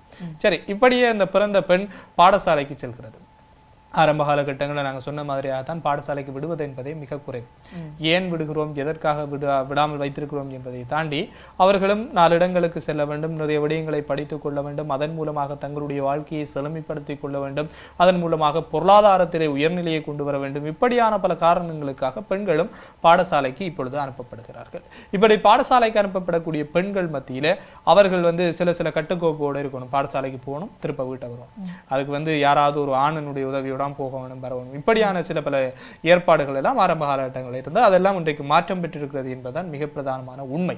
சரி, இப்படியாக பாடசாலைகளுக்கு செல்லக்கூடியவர்கள் அடுத்தடுத்த கட்டங்களுக்கு ஏதாவது ஒரு போட்டி, தமிழ் தின போட்டியாக இருக்கலாம், ஆங்கில போட்டிகளாக இருக்கலாம், இல்லைன்னு சொல்லி விளையாட்டு போட்டின்னு சொல்லி பார்க்கிற பொழுது நிறைய போட்டிகள், நிறைய விளையாட்டுகள் இருக்கிறது. பெண்கள் சார்ந்த விளையாட்டுகளாக இருக்கலாம், அல்லது ஆண்களுக்கும் பெண்களுக்கும் பொதுவான விளையாட்டுகளாக இருக்கலாம். இப்படியான விளையாட்டுகளுக்கெல்லாம் ஆரம்ப காலகட்டங்களில் போவதற்கான அனுமதி மறுக்கப்பட்டது. எங்களுடைய வீடுகளில் இருக்கக்கூடிய அக்காமாரா இருக்கலாம், தங்கச்சிமாரா இருக்கலாம், போறதுக்கு யாருமே விட மாட்டார்கள், விரும்ப மாட்டார்கள். காரணம், அங்கே ஏதாவது பிரச்சனை வந்துருமே அப்படின்னு சொல்லி அந்த நிலையெல்லாம் மாற்றப்பட்டிருக்கிறது. எங்களுடைய வீடுகளில் இருக்கக்கூடியவர்களும் போட்டிகளுக்கு செல்லுகிறார்கள், அங்கே வெற்றிகளை சூடிக்கொள்ளுகிறார்கள், வெற்றிகள் மூலமாக பரிசுகளை குவித்துக் கொள்ளுகிறார்கள்.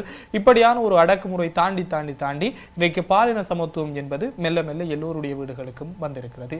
ஆகவே இந்த பாலின சமத்துவம் என்பதை நாங்கள் எங்கிருந்து கொண்டு வர வேண்டும் என்று சொன்னால் எங்களுடைய வீடுகளில் இருந்து கொண்டு வர வேண்டும். எங்களுடைய வீடுகளில் இருக்கக்கூடிய பெண்களை நாங்கள் எவ்வளவு தூரத்திற்கு கண்ணியமாக, எவ்வளவு தூரத்திற்கு கட்டுப்பாடுகள் தாண்டி அவர்களை வளர்த்துக் கொள்ளுகிறோமோ, சுதந்திர பறவைகளாக விட்டுக் கொள்ளுகிறோமோ, அவ்வளவு தூரத்திற்கு இனி வரக்கூடிய காலகட்டம், இனி வரக்கூடிய சமுதாயமும் நல்லதொரு சமுதாயமாக மாறும் என்பதுதான் உண்மையான ஒரு விடயம்.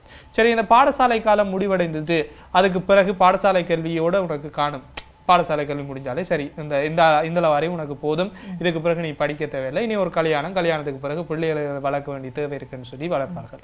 சரி, அதற்கு பிறகு அவர்கள் வரைமுறை மீற வேண்டும், இல்லைன்னு சொன்னா அந்த ஒரு லிமிட்டேஷனை தாண்ட வேண்டும் என்பதற்காக பல்கலைக்கழகத்துக்கு, சரி பல்கலைக்கழகத்தில் ஒரு 4 வருஷம் 5 வருஷம் படிக்கணும்னு சொல்லி அதுக்கும் பெரிய பிரச்சனைப்பட்டு சரி வீட்டுக்காரர் விட்டாங்கன்னு சொன்னா பல்கலைக்கழகங்களும் அந்தந்த மாவட்டங்களில் இருக்கக்கூடிய பல்கலைக்கழகங்களுக்கு தான் ஒரு காலகட்டத்துக்கு பிறகு விட்டவர்கள். ஆனால் அதற்கு பிறகு வெளி மாவட்டங்களுக்கு போறனாலும் சரி, ஓகே பரவாயில்ல, போய் படிச்சுட்டு வான்னு சொல்லி விட்டார்கள். சரி, பல்கலைக்கழகம் தான் முடிஞ்சது அப்படின்னு சொல்லி பார்க்கிற பொழுது பல்கலைக்கழகம் முடிந்ததுக்கு பிறகு வேலைக்கு போகணும்னு சொன்னா வேலைக்கு போறதுலேயும் அங்கே ஒரு பெரிய ஒரு தடை இருந்தது. ஆகவே அந்த வேலைக்கு போறதுக்கும் கூட அவர்கள் அந்த தடைகளை எல்லாம் தாண்டி வேலைகளுக்கு சென்றாலும் கூட வேலைகளில் சில பல பிரச்சனைகள், பெண்கள் என்று சொன்னாலே வேலைகளுக்கு சேர்த்துக் கொள்ள மாட்டார்கள், அல்லது பெண்கள் அப்படின்னு சொன்னாலே வேலைகளுக்கு சேர்ந்த பிறகு ஏற்படக்கூடிய பிரச்சனைகள், பெண்கள் என்று சொன்னா பதவி உயர்வில் ஏற்படக்கூடிய பிரச்சனைகள், சம்பளத்தை கேட்டு பெற்றுக் கொள்வதில் பிரச்சனைகள், இப்படி பல்வேறுபட்ட பிரச்சனைகள், பல்வேறுபட்ட அசௌகரியங்களுக்கு மத்தியில தான் இந்த பெண்கள் தங்களை தாங்களே நிலைநிறுத்திக் கொள்ளுகிறார்கள், சாதனையாளர்களாக மாற்றிக் கொள்ளுகிறார்கள். ஆகவே இந்த ஆண் பெண் சமத்துவம் என்பது இனிவரும் காலகட்டங்களில் இன்னும், அல்லது இப்பொழுதே நிறைய இடங்கள்ல அது வந்துருச்சு, ஆகவே இனிவரும் காலகட்டங்களில் இன்னும் அதிகமாக பார்க்கப்பட வேண்டும் என்பதை தான் நாங்கள் சொல்லிக் கொடுக்கிறோம். ஆகவே பாடசாலை கல்வி மட்டும் போதும், பல்கலைக்கழக கல்வி மட்டும் போதும், அவர்களுக்கு வேலைக்கு செல்லவிடக்கூடாது அப்படின்ற ஒரு மனநிலையில யாராவது இருப்பார்களாக இருந்தால் கட்டாயமாக இதன் மூலமாக உங்களுடைய மனநிலையிலே சின்ன மாற்றங்களை கொண்டு வர வேண்டும் என்பதற்காகவே இந்த விடயங்களை எல்லாம் ஞாபகப்படுத்திக் கொண்டிருக்கின்றோம். நிச்சயமாக. அதாவது நீங்க சொன்னது போல பெண்கள் ஒரு வேலைத்தலமோ அல்லது வேறு எங்கேயோ செல்லும் பொழுது அவர்களினுடைய கருத்துக்கள், அவர்கள் சொல்லுகின்ற அந்த விடயங்களுக்கு மறுப்பு தெரிவிக்கின்ற விடயங்கள் தான் அதிகமாக இருக்கின்றதாகவே சில பெண்கள் இருக்கிறார்கள் போல்டானவர்கள் அப்படின்னு சொல்லுவாங்க. அதாவது தங்களுடைய கருத்துக்களை அவர்கள் ஆழமாக அங்கே சொல்லிவிடுவார்கள் அல்லது பதித்து விடுவார்கள். தைரியமாக இதுதான் விஷயம் அப்படின்னு சொல்லிடுவாங்க. ஆனால் சில பெண்கள் இருக்கிறார்கள், சாதுவான பெண்கள், தங்களுக்கு ஏற்படக்கூடிய பிரச்சனைகளை தங்களுக்குள்ளேயே பூட்டி வைத்துக்கொண்டு அதை வெளியில் யாருக்கும் சொல்லாமல், ஒரு பிரச்சனையை நாங்கள் வெளியில் சொல்லும் பொழுதுதான் அதற்கு என்ன தீர்வு அல்லது என்ன முடிவு அப்படின்றது வந்து எங்களுக்கு கிடைக்குமாகவே அந்த பிரச்சனைகளை சில பெண்கள் வந்து வெளியில சொல்லிக்கொள்ளவே மாட்டார்கள், தங்களுக்குள்ளேயே பூட்டி வைத்திருப்பார்கள். பிறர் சொல்கின்ற விடயங்களுக்கு அடிபணிந்து அவர்கள் நடந்து கொண்டே இருப்பார்களாகவே சில பெண்கள் எவ்வளவு தைரியசாலியாக தங்களுக்கு ஏற்படக்கூடிய பிரச்சனைகள் இதுதான் என்பதை அவர்கள் சுட்டி காட்டுகின்றார்களோ அதே போல பெண்கள் தங்களுக்குள்ளேயே பிரச்சனைகளை மூடி வைத்துக் கொண்டும் இருந்து கொண்டுதான் இருக்கின்றார்கள் என்பது மிக முக்கியமான ஒரு விடயமாக இருக்கின்றதாகவே பாடசாலை காலம் என்பது பெற்றோருக்கு கீழே இருந்து நாங்கள் வளரக்கூடிய ஒரு பருவமாக இருக்கின்றது. அதே போல பல்கலைக்கழகங்களுக்கு சென்றாலும் கூட எங்களுக்கு பெற்றோருடைய உதவிதான் இருந்து கொண்டிருக்கும். அதை தவிர நாங்கள் வேலைக்கு அப்படின்னு சொல்லி போன உடனே எங்களுடைய சொந்த காலில் வந்து நாங்கள் நிற்க வேண்டிய ஒரு நிலை இருக்கின்றது. ஆகவே நாங்கள் எங்களுடைய சொந்த காலில் நிற்கும் பொழுது பல பிரச்சனைகளுக்கு முகம் கொடுக்க வேண்டியிருக்கும். நாங்கள் ஆரம்ப காலத்தில் இருக்கும் பொழுது பெற்றோர்கள் எங்களுக்கு வரக்கூடிய பிரச்சனைகளை பெற்றோர்கள் பார்த்துக் கொள்வார்கள் அல்லது எங்களுடைய பிரச்சனைகளுக்கு பெற்றோர்கள் முகம் கொடுத்துக் கொள்வார்கள். ஆனால் நாங்கள் எங்களுடைய சொந்த காலில் நிற்கும் பொழுது எங்களுக்கு ஏற்படக்கூடிய பிரச்சனைகளுக்கு நாங்கள் தான் முகம் கொடுத்தாக வேண்டுமாகவே நாங்கள் செய்கின்ற செயல்களில் எந்த ஒரு தைரியமாக நாங்கள் செய்ய வேண்டும். அதாவது எந்த ஒரு ஐயமும் இல்லாமல் நாங்கள் செய்கின்ற செயல்களை எந்த ஒரு பிழையும் இல்லாமல் நாங்கள் செய்யும் பொழுது எங்களுடைய கருத்துக்களை முன்வைப்பதற்கு ஏன் நாங்கள் தயங்கி நிற்கின்றோம் என்பதை நாங்கள் ஒரு கணம் சிந்திக்க வேண்டுமாகவே எங்களில் எந்த பிழையும் இல்லை அல்லது நான் எந்த தவறுமே செய்யவில்லை என்று சொன்னால் எங்களுடைய கருத்துக்களை நாங்கள் தைரியமாக முன்வைக்க வேண்டும் என்பதில் நாங்கள் கவனமாக இருந்து கொள்ள வேண்டுமாகவே பிறர் எங்கள் மேல் பழி சுமத்துகிறார்கள் அல்லது வேலை பழுக்களை எங்கள் மேல் திணிக்கிறார்கள் என்பதற்காக நாங்கள் வாயை மூடிக்கொண்டு அதற்கு அடிபணிந்து நடந்தோமாக இருந்தால் நாங்கள் இப்படியே திருப்பியும் பாரதி கண்ட புதுமை பெண்ணாக மாறவே முடியாது.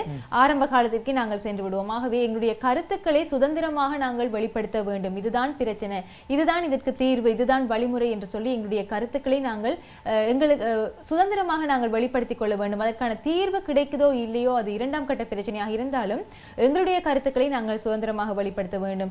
பிறருடைய கருத்துக்களை கேட்பதற்கும் எங்களுக்கு முன்னால் நிற்பவர்கள் அதை வந்து ஏற்றுக்கொள்ளக்கூடியவர்களாக இருக்க வேண்டும். அதற்கு தீர்வு இதுதான் என்பதை தருவதற்கு முன்பாக பிறர் சொல்லுகின்ற கருத்துக்களையும் கேட்கக்கூடியவர்களாக இருக்க வேண்டும். ஆகவே கேட்பதற்கு ஒன்றும் எங்களுக்கு எந்த விதத்திலுமே வந்து நாங்கள் குறைந்துவிட போவதில்லை. ஆகவே பிறருடைய கருத்துக்களை நாங்கள் மதிப்பளிப்பவர்களாக இருக்க வேண்டும். ஆகவே பெண்கள் கூறுகின்ற விடயங்களையும் கூட பிறர் அதாவது அதை வந்து சாதாரணமாக விட்டு விடுவார்கள். அதை கேட்காமல் அல்லது அதை ஒரு சலிப்புத்தன்மையோடு கேட்டுக்கொண்டு அல்லது இதெல்லாம் ஒரு விஷயம் அப்படின்னு சொல்லி கேட்டு கடந்து போற சம்பவங்களும் கூட இருந்து கொண்டுதான் இருக்கின்றது. ஆகவே பெண்களுக்குள்ளேயும் பல திறமைகள் ஒளிந்துதான் இருக்கின்றது. அதை அவர்கள் வெளிப்படுத்துகின்ற விதம் தான் வேறுபட்டவைகளாக காணப்படுகின்றதாகவே ஒவ்வொரு விடயங்களையும் ஒரு பெண்ணானவள் அந்த கருத்தை வெளிப்படுத்தும் பொழுது அதை பிறர் அதை கேட்கக்கூடியவர்களாகவும் செவிமடுக்கக்கூடியவர்களாகவும் இருந்தால் பல பிரச்சனைகளுக்கு தீர்வு கண்டுவிட முடியும். ஏனென்று சொன்னால் ஒரு பெண்ணானவள் ஒரு கருத்தை வெளிப்படுத்தும் பொழுது அதுக்கு தீர்வு கிடைக்கிறதோ இல்லையோ அதை செவிமடுக்கின்ற பொழுது அவளுக்குள்ளே இருக்கக்கூடிய ஒரு பிரச்சனை அல்லது ஒரு கஷ்டம் தீர்ந்து விட்டது போல் அல்லது ஒரு மனப்பாரம் குறைந்து விட்டது போல அவள் உணர்ந்து கொள்வாள். ஆகவே அந்த கருத்துக்களுக்கு மதிப்பளிப்பதும் அதை செவிமடுப்பதும் பிறர் கையில் தான் இருக்கின்றது என்பதை நாங்கள் உணர்ந்து கொள்ள வேண்டும். ஆகவே நிகழ்ச்சியில் தொடர்ந்தும் பேசிக்கொண்டே இருக்க போகின்றோம். அதற்கு முன்பதாக அடுத்த பகுதி காத்திருக்கின்றது. அழகான திருவள்ளுவரினுடைய குரலை ஒரு கதை மூலம் எங்களுடைய வாழ்க்கைக்கு விளங்கக்கூடிய உதாரணங்களோடு வெளிப்படுத்த எங்களுக்கு கதையாக சொல்ல வருகின்றார் KV குணசேகரம் ஐயா அவர்கள். குரல் சொல்லும் கதை பகுதியினூடாக பார்க்கலாம்.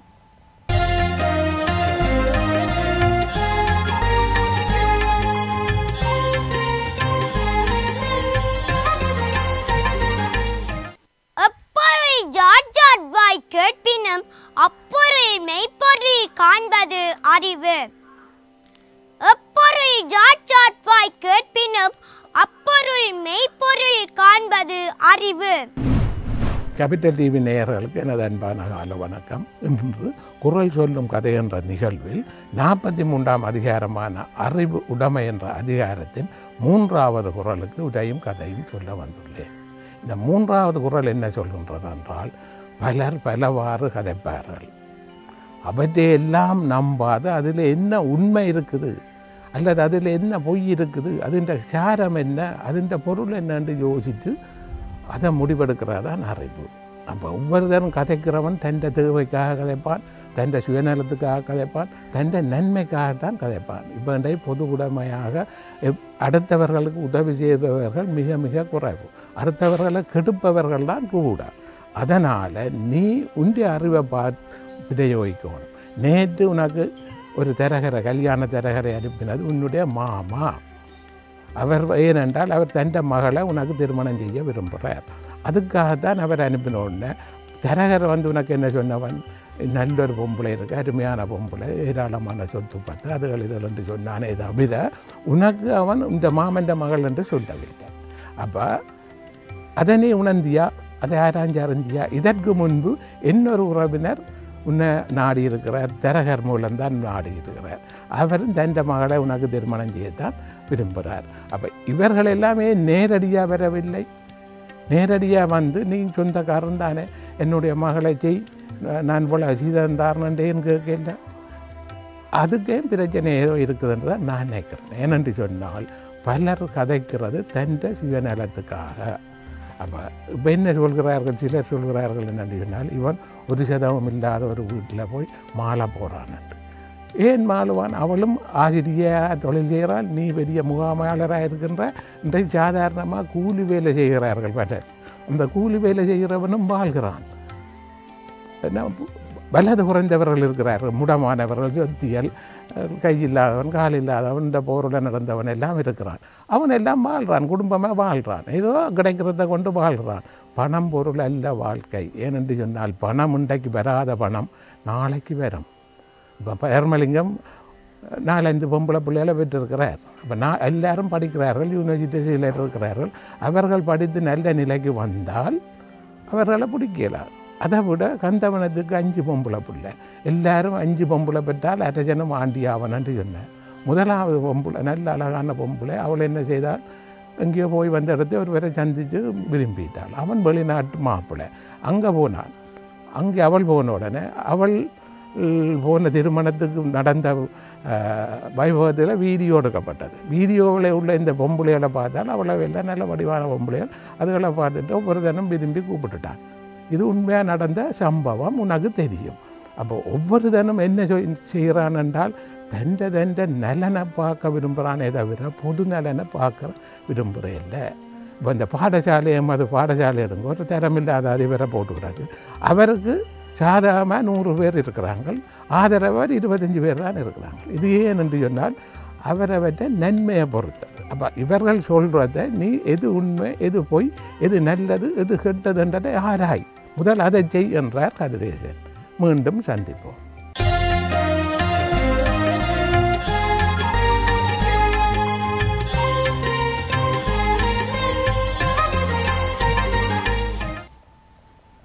குரல் சொல்லும் கதை பகுதியை தொடர்ந்து மீண்டும் இணைந்திருக்கிறோம். வணக்கங்க பெற்ற நிகழ்ச்சியின் வாயிலாக சந்தோஷமான ஒரு காலை பொழுதுல உற்சாகமாக இணைஞ்சிருக்கக்கூடிய இந்த வணக்கங்க பெற்ற நிகழ்ச்சியில நாங்கள் பேசக்கூடிய விஷயமும் ஆரோக்கியமாக, அதே நேரத்தில் காலத்தினுடைய தேவைப்பாடாக ஒவ்வொருவருமே கருதக்கூடிய ஒரு விடயமாகத்தான் பார்க்கின்றோம். இந்த பாலின சமத்துவம் என்பது தொடர்பாக பேசுகிறோம். பாலின சமத்துவம் அப்படின்னு சொல்லி பேசுகிற பொழுதே நிறைய பிரச்சனைகளை தாண்டி வர வேண்டும், அல்லது நிறைய பிரச்சனைகளுக்கு தீர்வு கிடைக்க வேண்டும் என்பதற்காக ஒவ்வொருவரும் போராடி கொண்டிருக்கக்கூடியவர்களுக்காக இன்னும் ஒரு விதத்திலே நாங்கள் உந்து சக்தியை வழங்கக்கூடிய மாதிரியாகத்தான் இது அமைந்து கொள்ள போகிறது அப்படின்ற விஷயத்தை நாங்கள் சொல்லிக்கொள்ளலாம். நிறைய விஷயங்கள் ஏற்கனவே பேசியிருக்கிறோம். ஆனால் இப்போ பார்த்தோம்னு சொன்னீங்கன்னா நாங்கள் பேசுகிற விஷயம் எல்லாமே வந்து பெண்களுக்கு ஆதரவாக, பெண்களுக்கு சப்போர்ட் பண்ணக்கூடிய மாதிரியாக பேசுகிற பொழுது சில ஆண்கள் யோசிப்பாங்க, அது இன்றைக்கு வந்து ஒரு லீவான நாளில் டிவியை பார்த்து கொண்டிருக்கக்கூடியவங்க, மாறி தானே நடக்குது, நாங்க தானே பெண்கள் சொல்ற எல்லாத்தையும் கேட்டுக்கொண்டிருக்கிறோம், எங்களுக்கு தானே பெண்கள் அநியாயம் செய்து கொண்டிருக்காங்க, எங்களை தானே ஆக்கிரமித்து கொண்டிருக்காங்க, ஆண்கள் தானே பாவம்னு சொல்லி சில பேருடைய மைண்ட் வைஸ் எனக்கு கேட்கறது தெரியுது. இல்ல, நான் இன்னும் அந்த கட்டத்துக்கு போகாதால தப்பிச்சு கொண்டிருக்கேன். இன்னும் அம்மாவினுடைய ஆதரவோட இருக்கிறபடினால சிக்கல் இல்லாம இருக்கு. இல்ல, அம்மா அது வந்து கடவுளாக பார்க்கக்கூடியவர்கள். அதற்கு அடுத்து வரக்கூடியவர்களை பற்றி நாங்கள் பேச வேண்டிய தேவையில்லை. சரி, கடத்துக்கு போகல. சரி, அதனால ஆண்களுக்காகவும் குரல் கொடுக்க வேண்டும். ஆனால் எப்படி குரல் கொடுக்க வேண்டும், எதன் வாயிலாக குரல் கொடுக்க வேண்டும் என்பதுதான் தெரியாமல் இருக்கிறது. சரி, இது வந்து நகைச்சுவைக்காக சொல்லப்பட்ட விஷயம். நகைச்சுவையா அப்படின்னு சொல்லி சில பேருடைய மன இயக்கங்களும் தெரிகிறது. இப்படியாக இருக்கிற பொழுது இந்த பெண்கள் பற்றி பேசுகிற பொழுது பெண்களுடைய பாடசாலை கல்வி பற்றி பேசியிருந்தோம், பெண்களுடைய கருத்து சுதந்திரம் பற்றி பேசியிருந்தோம், பெண்கள் எவ்வாறெல்லாம் தங்களை தாங்களே நிலைநிறுத்திக் கொள்ளுகிறார்கள், எப்படி தங்களை தாங்களே இந்த சமூகத்திற்கு தக்க வைத்துக் கொள்ளுகிறார்கள், எப்படி தங்களை தாங்களே தகவமைத்துக் கொள்ளுகிறார்கள், இப்படியான விஷயங்கள் எல்லாவற்றையும் நாங்கள் சொல்லியிருந்தோம். இன்னொரு விஷயம், அதாவது வந்து இன்றைக்கு பெண்கள் கால் பதிக்காத இடங்களே இல்லை அப்படின்னு வந்து சொல்லலாம். மண்ணில் கால் பதித்தவர்கள் இன்றைக்கு விண்வெளியிலேயும் கால் பதித்தார்கள் என்பதுதான் காலத்தினுடைய ஒரு உண்மையாக இருந்து கொண்டிருக்கிறது. இன்றைக்கு பல்வேறுபட்ட துறைகள், கலைத்துறையாக இருக்கலாம், விளையாட்டுத்துறையாக இருக்கலாம், அதே நேரத்தில் விஞ்ஞானத்துறையாக இருக்கலாம், மருத்துவத்துறையாக இருக்கலாம், இப்படி எக்கச்சக்கமான ஏராளமான துறைகளிலே பெண்களினுடைய பங்களிப்பு அபரிமிதமாக அதிகரித்திருக்கிறது என்பதுதான் உண்மையான ஒரு விடயம்.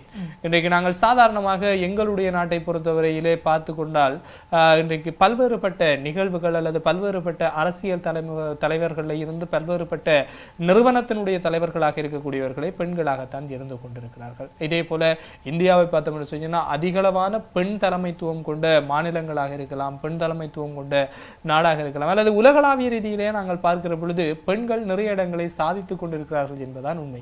ஆகவே இதன் மூலமாக இன்னொரு விதமான உண்மையை நாங்கள் இந்த சமூகத்திற்குள்ளே விதைத்துக் கொள்ளலாம். இந்த பாலின சமத்துவம் என்பது இப்பொழுது கடைபிடிக்கப்பட்டு கொண்டிருக்கிறது, அல்லது பாலின சமத்துவம் என்பது இப்பொழுது நாடுகள் எல்லாவற்றிலையுமே பாதுகாத்துக் கொள்ளப்பட்டு கொண்டிருக்கிறது.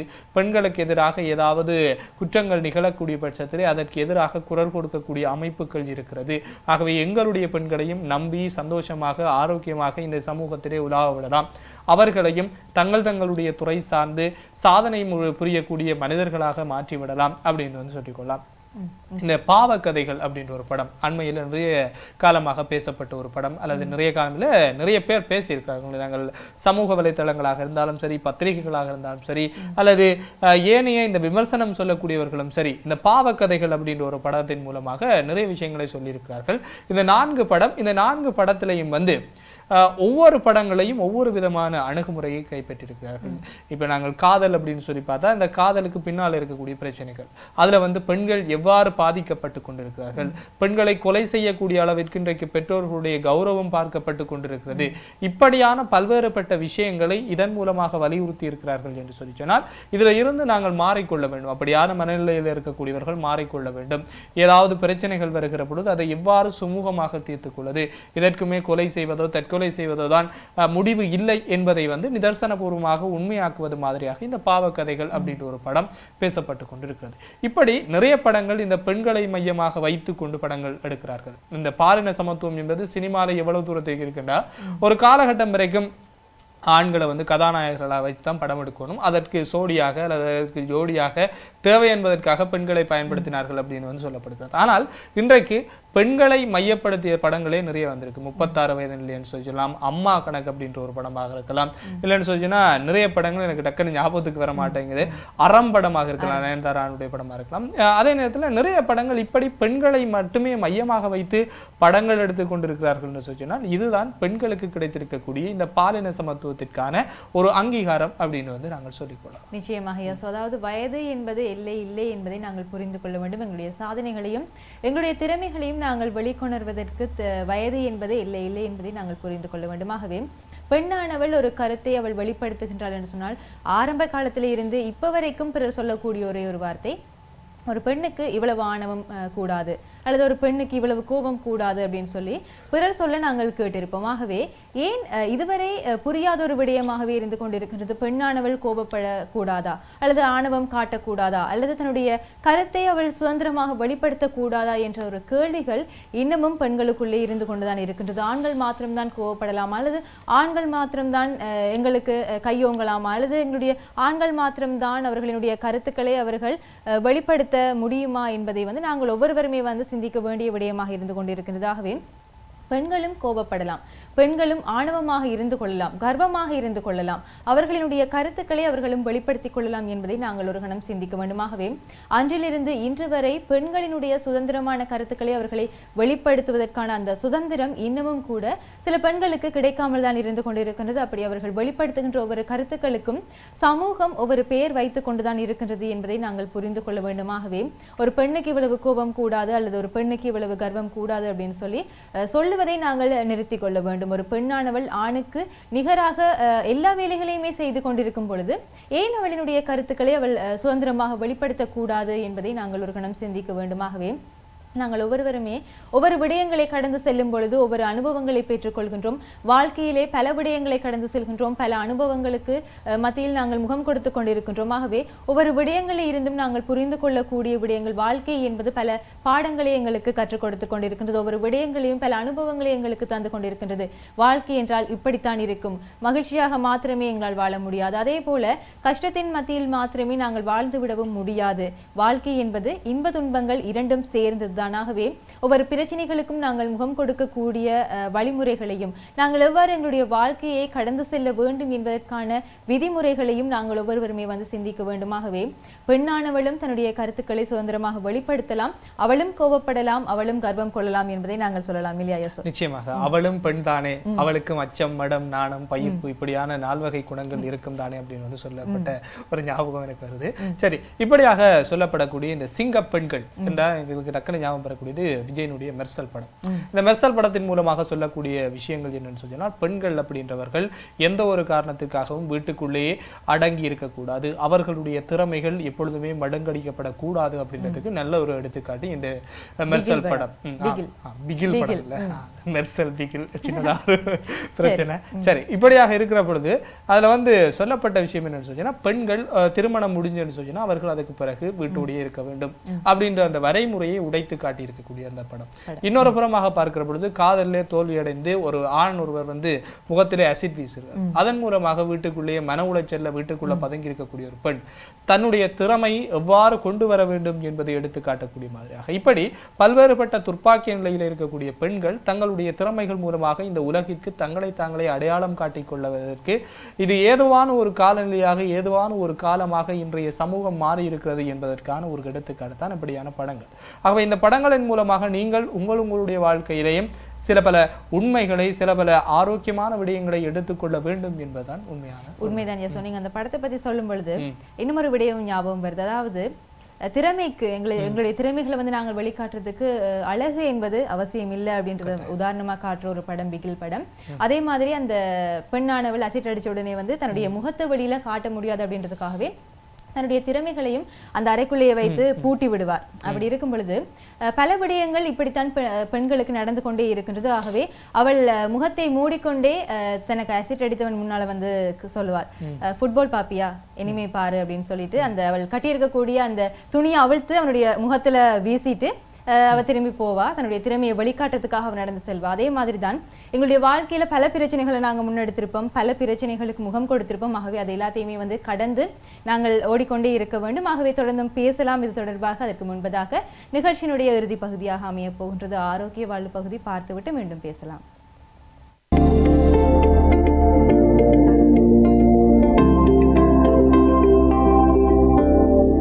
கேபிட்டல் டிவி நேயர்களுக்கு வணக்கம். ஆரோக்கிய வாழ்வு சித்த மருத்துவத்தின் பங்கு பற்றிய நிகழ்வில் ஊடாக உங்களுடன் கலந்து கொள்கின்றேன். நேற்றைய தினம் பழஞ்சோத்தி தண்ணியை பற்றிய குறிப்பு கூறுகின்றேன். அதன் தொடர்ச்சியை இன்று பார்க்கலாம். வெங்காயத்தினுடைய பங்கு அதனுடைய மிக மிக பிரதானமாக இருக்கின்றது.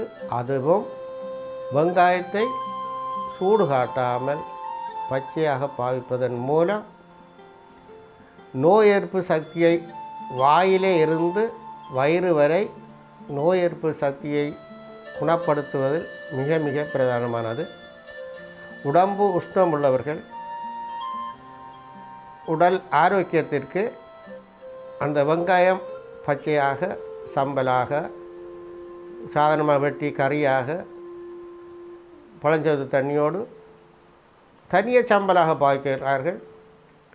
வறட்டு இருமல், தொடர்ந்து இருமல் சளி குணமடையாதவர்கள் வெங்காய பாகுவாக காய்ச்சி வெங்காயத்தை விரித்து அதை வேக வைத்து பசுப்பால் விட்டு அதை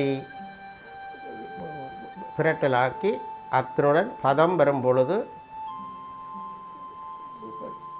பனங்கட்டி அல்லது சீனி போட்டு அதை பாதுகாத்து வைத்து கொண்டு பாவிப்பார்கள். எந்த கறிக்கும் வெங்காயம் போடாவிட்டால் சுவை இல்லாமல் இருக்கும். அதுவும் பிரதானமாக சைவ உணவு செய்பவர்கள் வெங்காயத்தை தேங்காய் எண்ணெய் விட்டு பொரித்து வதக்கி அதனுடைய சீரகம் மிளகை போட்டு வதக்கி அந்த கறிக்கு பிரட்டி சேர்வதன் மூலம் அந்த உணவினுடைய சுவை 10 மடங்கு அதிகமாக இருக்கும். அதே போக உணவினுடைய நாங்கள் சாப்பிட உணவினுடைய அளவு கூட அதிகமாக சாப்பிட முடியும், இலகுவாக சேமிக்க முடியும். உடலை குளிர்மையாக, அதாவது அநேகமானவர்கள் உடல் உஷ்ணம் காரணமாக, குறிப்பாக பெண்கள் வெள்ளைப்படுதல் போன்ற நோய்களிலே அவதிப்படுவார்கள். இந்த வெங்காயத்தை பாவிப்பதன் மூலம் அவர்கள் நோயை அதிக செலவில்லாமல் குணப்படுத்த முடியும். கூடுதலாக ஒரு நாளைக்கு ஒரு முறை தினம் பச்சையாக சாப்பாடுடன் உணவுடன் கலந்து அதை சாப்பிட்டு வரும் பொழுது உடல் காயகல்பம் போல நோய் எதிர்ப்பு சக்தியை உருவாக்கும்.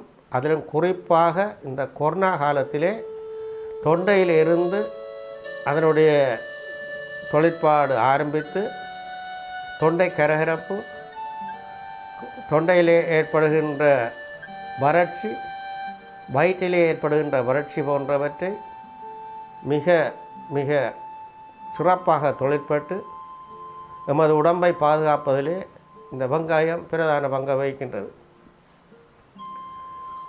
உணவு சுவை குறைவாக இருந்தால் 2 வெங்காயத்தை நீங்கள் கடித்து அதை சாப்பிடுவீர்களாக இருந்தால் உணவுடைய சுவை அதிகமாகும். தொடர்ந்து இருந்து வேலை செய்பவர்கள், நாளாந்தம் அதிகம் வேலை செய்பவர்கள், நாரி பிடிப்பு உள்ளவர்கள், முழங்கால் நோய் உடையவர்கள் இந்த வெங்காயத்தை அதிகமாக உணவில் சேர்த்து வரும் பொழுது அரைவாசி நோயை இந்த வெங்காயமே மாற்றிவிடும். வாய்ப்புண் உள்ளவர்கள் தேங்காய் பால் உடன் இந்த பழஞ்சோத்து தண்ணி எப்படி பாவித்தார்களோ அதை போலே பாவித்து கொண்டு வரும் பட்சத்தில் உடல்நிலை சிறப்பாகும். கூடுதலாக பெரிய வெங்காயத்தையும் பாவிப்பார்கள். அதிலே இந்த காரத்தன்மைகள் குறைவு. ஆனாலும் சம்பல் செய்து சாப்பிடும் பொழுது அதனுடைய சுவையும் கூடுதலாக இருக்கின்றது. எவ்வளவு தூரம் உணவை நாங்கள் மருந்தென்று நினைத்து பாவிக்கிறோமோ, மருந்து தான் உணவென்று நினைத்து பாவிக்கிறோமோ, அந்தளவுக்கு நோய் வர முதல் பாதுகாப்பதிலே சித்த வைத்தியர்களுடைய பண்பு, அவர்கள் சொன்ன அமைப்பு, விஞ்ஞானம் வளராத காலத்திலே கூட இன்று கூட அதை நிலைநாட்டக்கூடிய மகத்துவம் இருக்கிறதை கூறி மீண்டும் நாளை உங்களை சந்திப்பதில் மகிழ்ச்சி அடைகின்றேன்.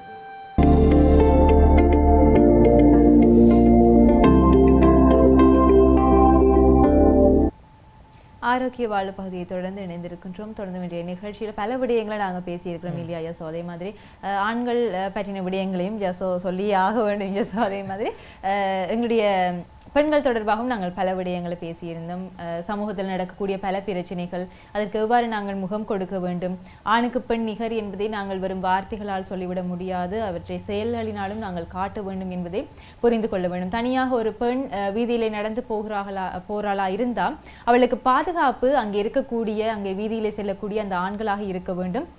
நிச்சயமாக தங்கள் வீட்டில் இருக்கக்கூடிய ஒரு பெண்ணாக மதித்து பிற பெண்களையும் அவர்கள் கவனித்துக் கொள்ள வேண்டும் அல்லது பாதுகாத்துக் கொள்ள வேண்டும் என்பதை நாங்கள் ஒரு கணம் சிந்திக்க வேண்டும். ஆகவே பிறருக்கு வந்தால் அதை சாதாரணமாகவும், எங்களுக்கு வந்தால் அதை பிரச்சனையாகவும் பார்ப்பதை விடுத்து எல்லோருக்கும் அந்த பிரச்சனை தாக்கம் செலுத்தும் என்பதை நாங்கள் உணர்ந்து கொள்ள வேண்டும். ஆகவே பெண்ணானவளுக்கு வரக்கூடிய அத்தனை பிரச்சனைகளையும் சமூகத்தில் இருக்கக்கூடிய அத்தனை நபர்களுமே அவளுக்கு ஆதரவாகவும் அவளுக்கு உரிய விடயங்களை அவளுக்கு சொல்லிக் கொடுப்பவர்களாகவும் இருக்க வேண்டும் என்பதை நாங்கள் கவனம் செலுத்த வேண்டும் இல்லையா?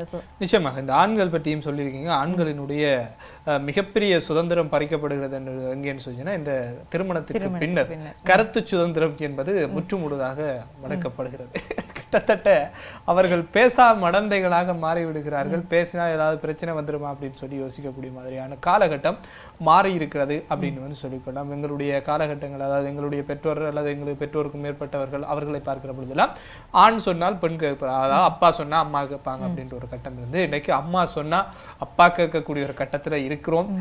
நாங்களும் என்னென்ன மாதிரியான வாழ்க்கைக்குள்ள போகிறோமோ அப்படின்ற ஒரு கவலை இடம்பெற்று கொண்டிருக்கிறது. சரி, இப்படியாக இருக்கிற பொழுது இது நகைச்சுவை வைக்க சொன்னாலும் கூட இப்போ கட்டாயமாக பார்க்க வேண்டியது எங்களுடைய தமிழர்கள் தொடர்பாக நாங்கள் பார்க்கிற பொழுது இந்த திருமணம் அப்படின்னு சொன்னா அங்க இருக்கக்கூடிய பிரச்சனை சீதனம்.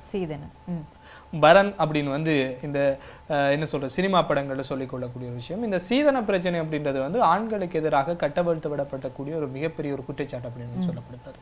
சீதனம் இவ்வளவு எல்லாம் தந்தா தான் இந்த பெண்ணை திருமணம் முடித்துக் கொள்ளலாம், இவ்வளவு வீடு வேணும், இவ்வளவு காணி வேணும், இவ்வளவு நகை வேணும், இவ்வளவு பணம் வேணும், இவ்வளவு மோட்டார் வாகனம் வேணும், அது இது வேணும்னு சொல்லி சீதனத்தோடு கட்டக்கூடிய ஒரு காலகட்டம் மாறி இன்றைக்கு சீதனம் இல்லாமலே திருமணம் முடிக்கக்கூடிய நிறைய ஆண்கள் முன்வந்திருக்கிறார்கள் அப்படின்றதுதான் இந்த காலத்திலே கிடைக்க இருக்கக்கூடிய மிகப்பெரிய ஒரு வரப்பிரசாதமாக பார்க்கப்படுகிறது. இதுவெல்லாமே வந்து இந்த ஆண் பெண் சமத்துவம் அல்லது பாலின சமத்துவம் என்பதற்கு மிகப்பெரிய ஒரு எடுத்துக்காட்டாக பார்க்கப்படுகிறது. பெண்கள் இன்றைக்கு வேலைக்கு போகிறார்கள், பெண்களினுடைய வருமானத்துல வந்து அவர்களும் வந்து இந்த பொருளாதாரம் சார்ந்து சிந்திக்கிறார்கள் அல்லது குடும்பத்தினுடைய பொருளாதாரத்திற்கு பங்களிப்பு செய்கிறார்கள் என்கின்ற காரணங்கள் இவற்றை எல்லாவற்றையும் ஒப்பிட்டு பார்த்து இன்றைக்கு ஆண்கள் ஓரளவாக மாறி இருக்கிறார்கள் என்று சொல்லி சொன்னால் அதுவே மிகப்பெரிய ஒரு பாலின சமத்துவத்திற்கு எடுத்துக்காட்டு அப்படின்னு சொல்லிக்கொள்ளலாம். பல்வேறு துறைகளில் சாதித்திருக்கிறார்கள் பெண்கள் ஆண்கள் அப்படின்னு சொல்லிக்கொள்ளலாம். எல்லா விடயங்களையும் இந்த பாலின சமத்துவம் என்பது இருந்து கொண்டிருக்கிறது, இனிவரும் காலகட்டங்களையும் இருக்கும் அப்படின்ற ஒரு நம்பிக்கையோடு இவ்வளவு நேரமும் நிகழ்ச்சியை பார்த்து கொண்டிருந்த எல்லாருக்கும் வந்து நன்றியை தெரிவித்துக் கொண்டு மற்றொரு இனிய நிகழ்ச்சியின் வாயிலாக உங்களை சந்தோஷமாக சந்திக்கும் வரை விடைபெற்று செல்லும் நாங்கள் சிதம்பரநாதன் யசோகுலன். நான் என்றும் அன்புடன் உங்கள் கீர்த்தனா சிவகுமாரன். வணக்கம்.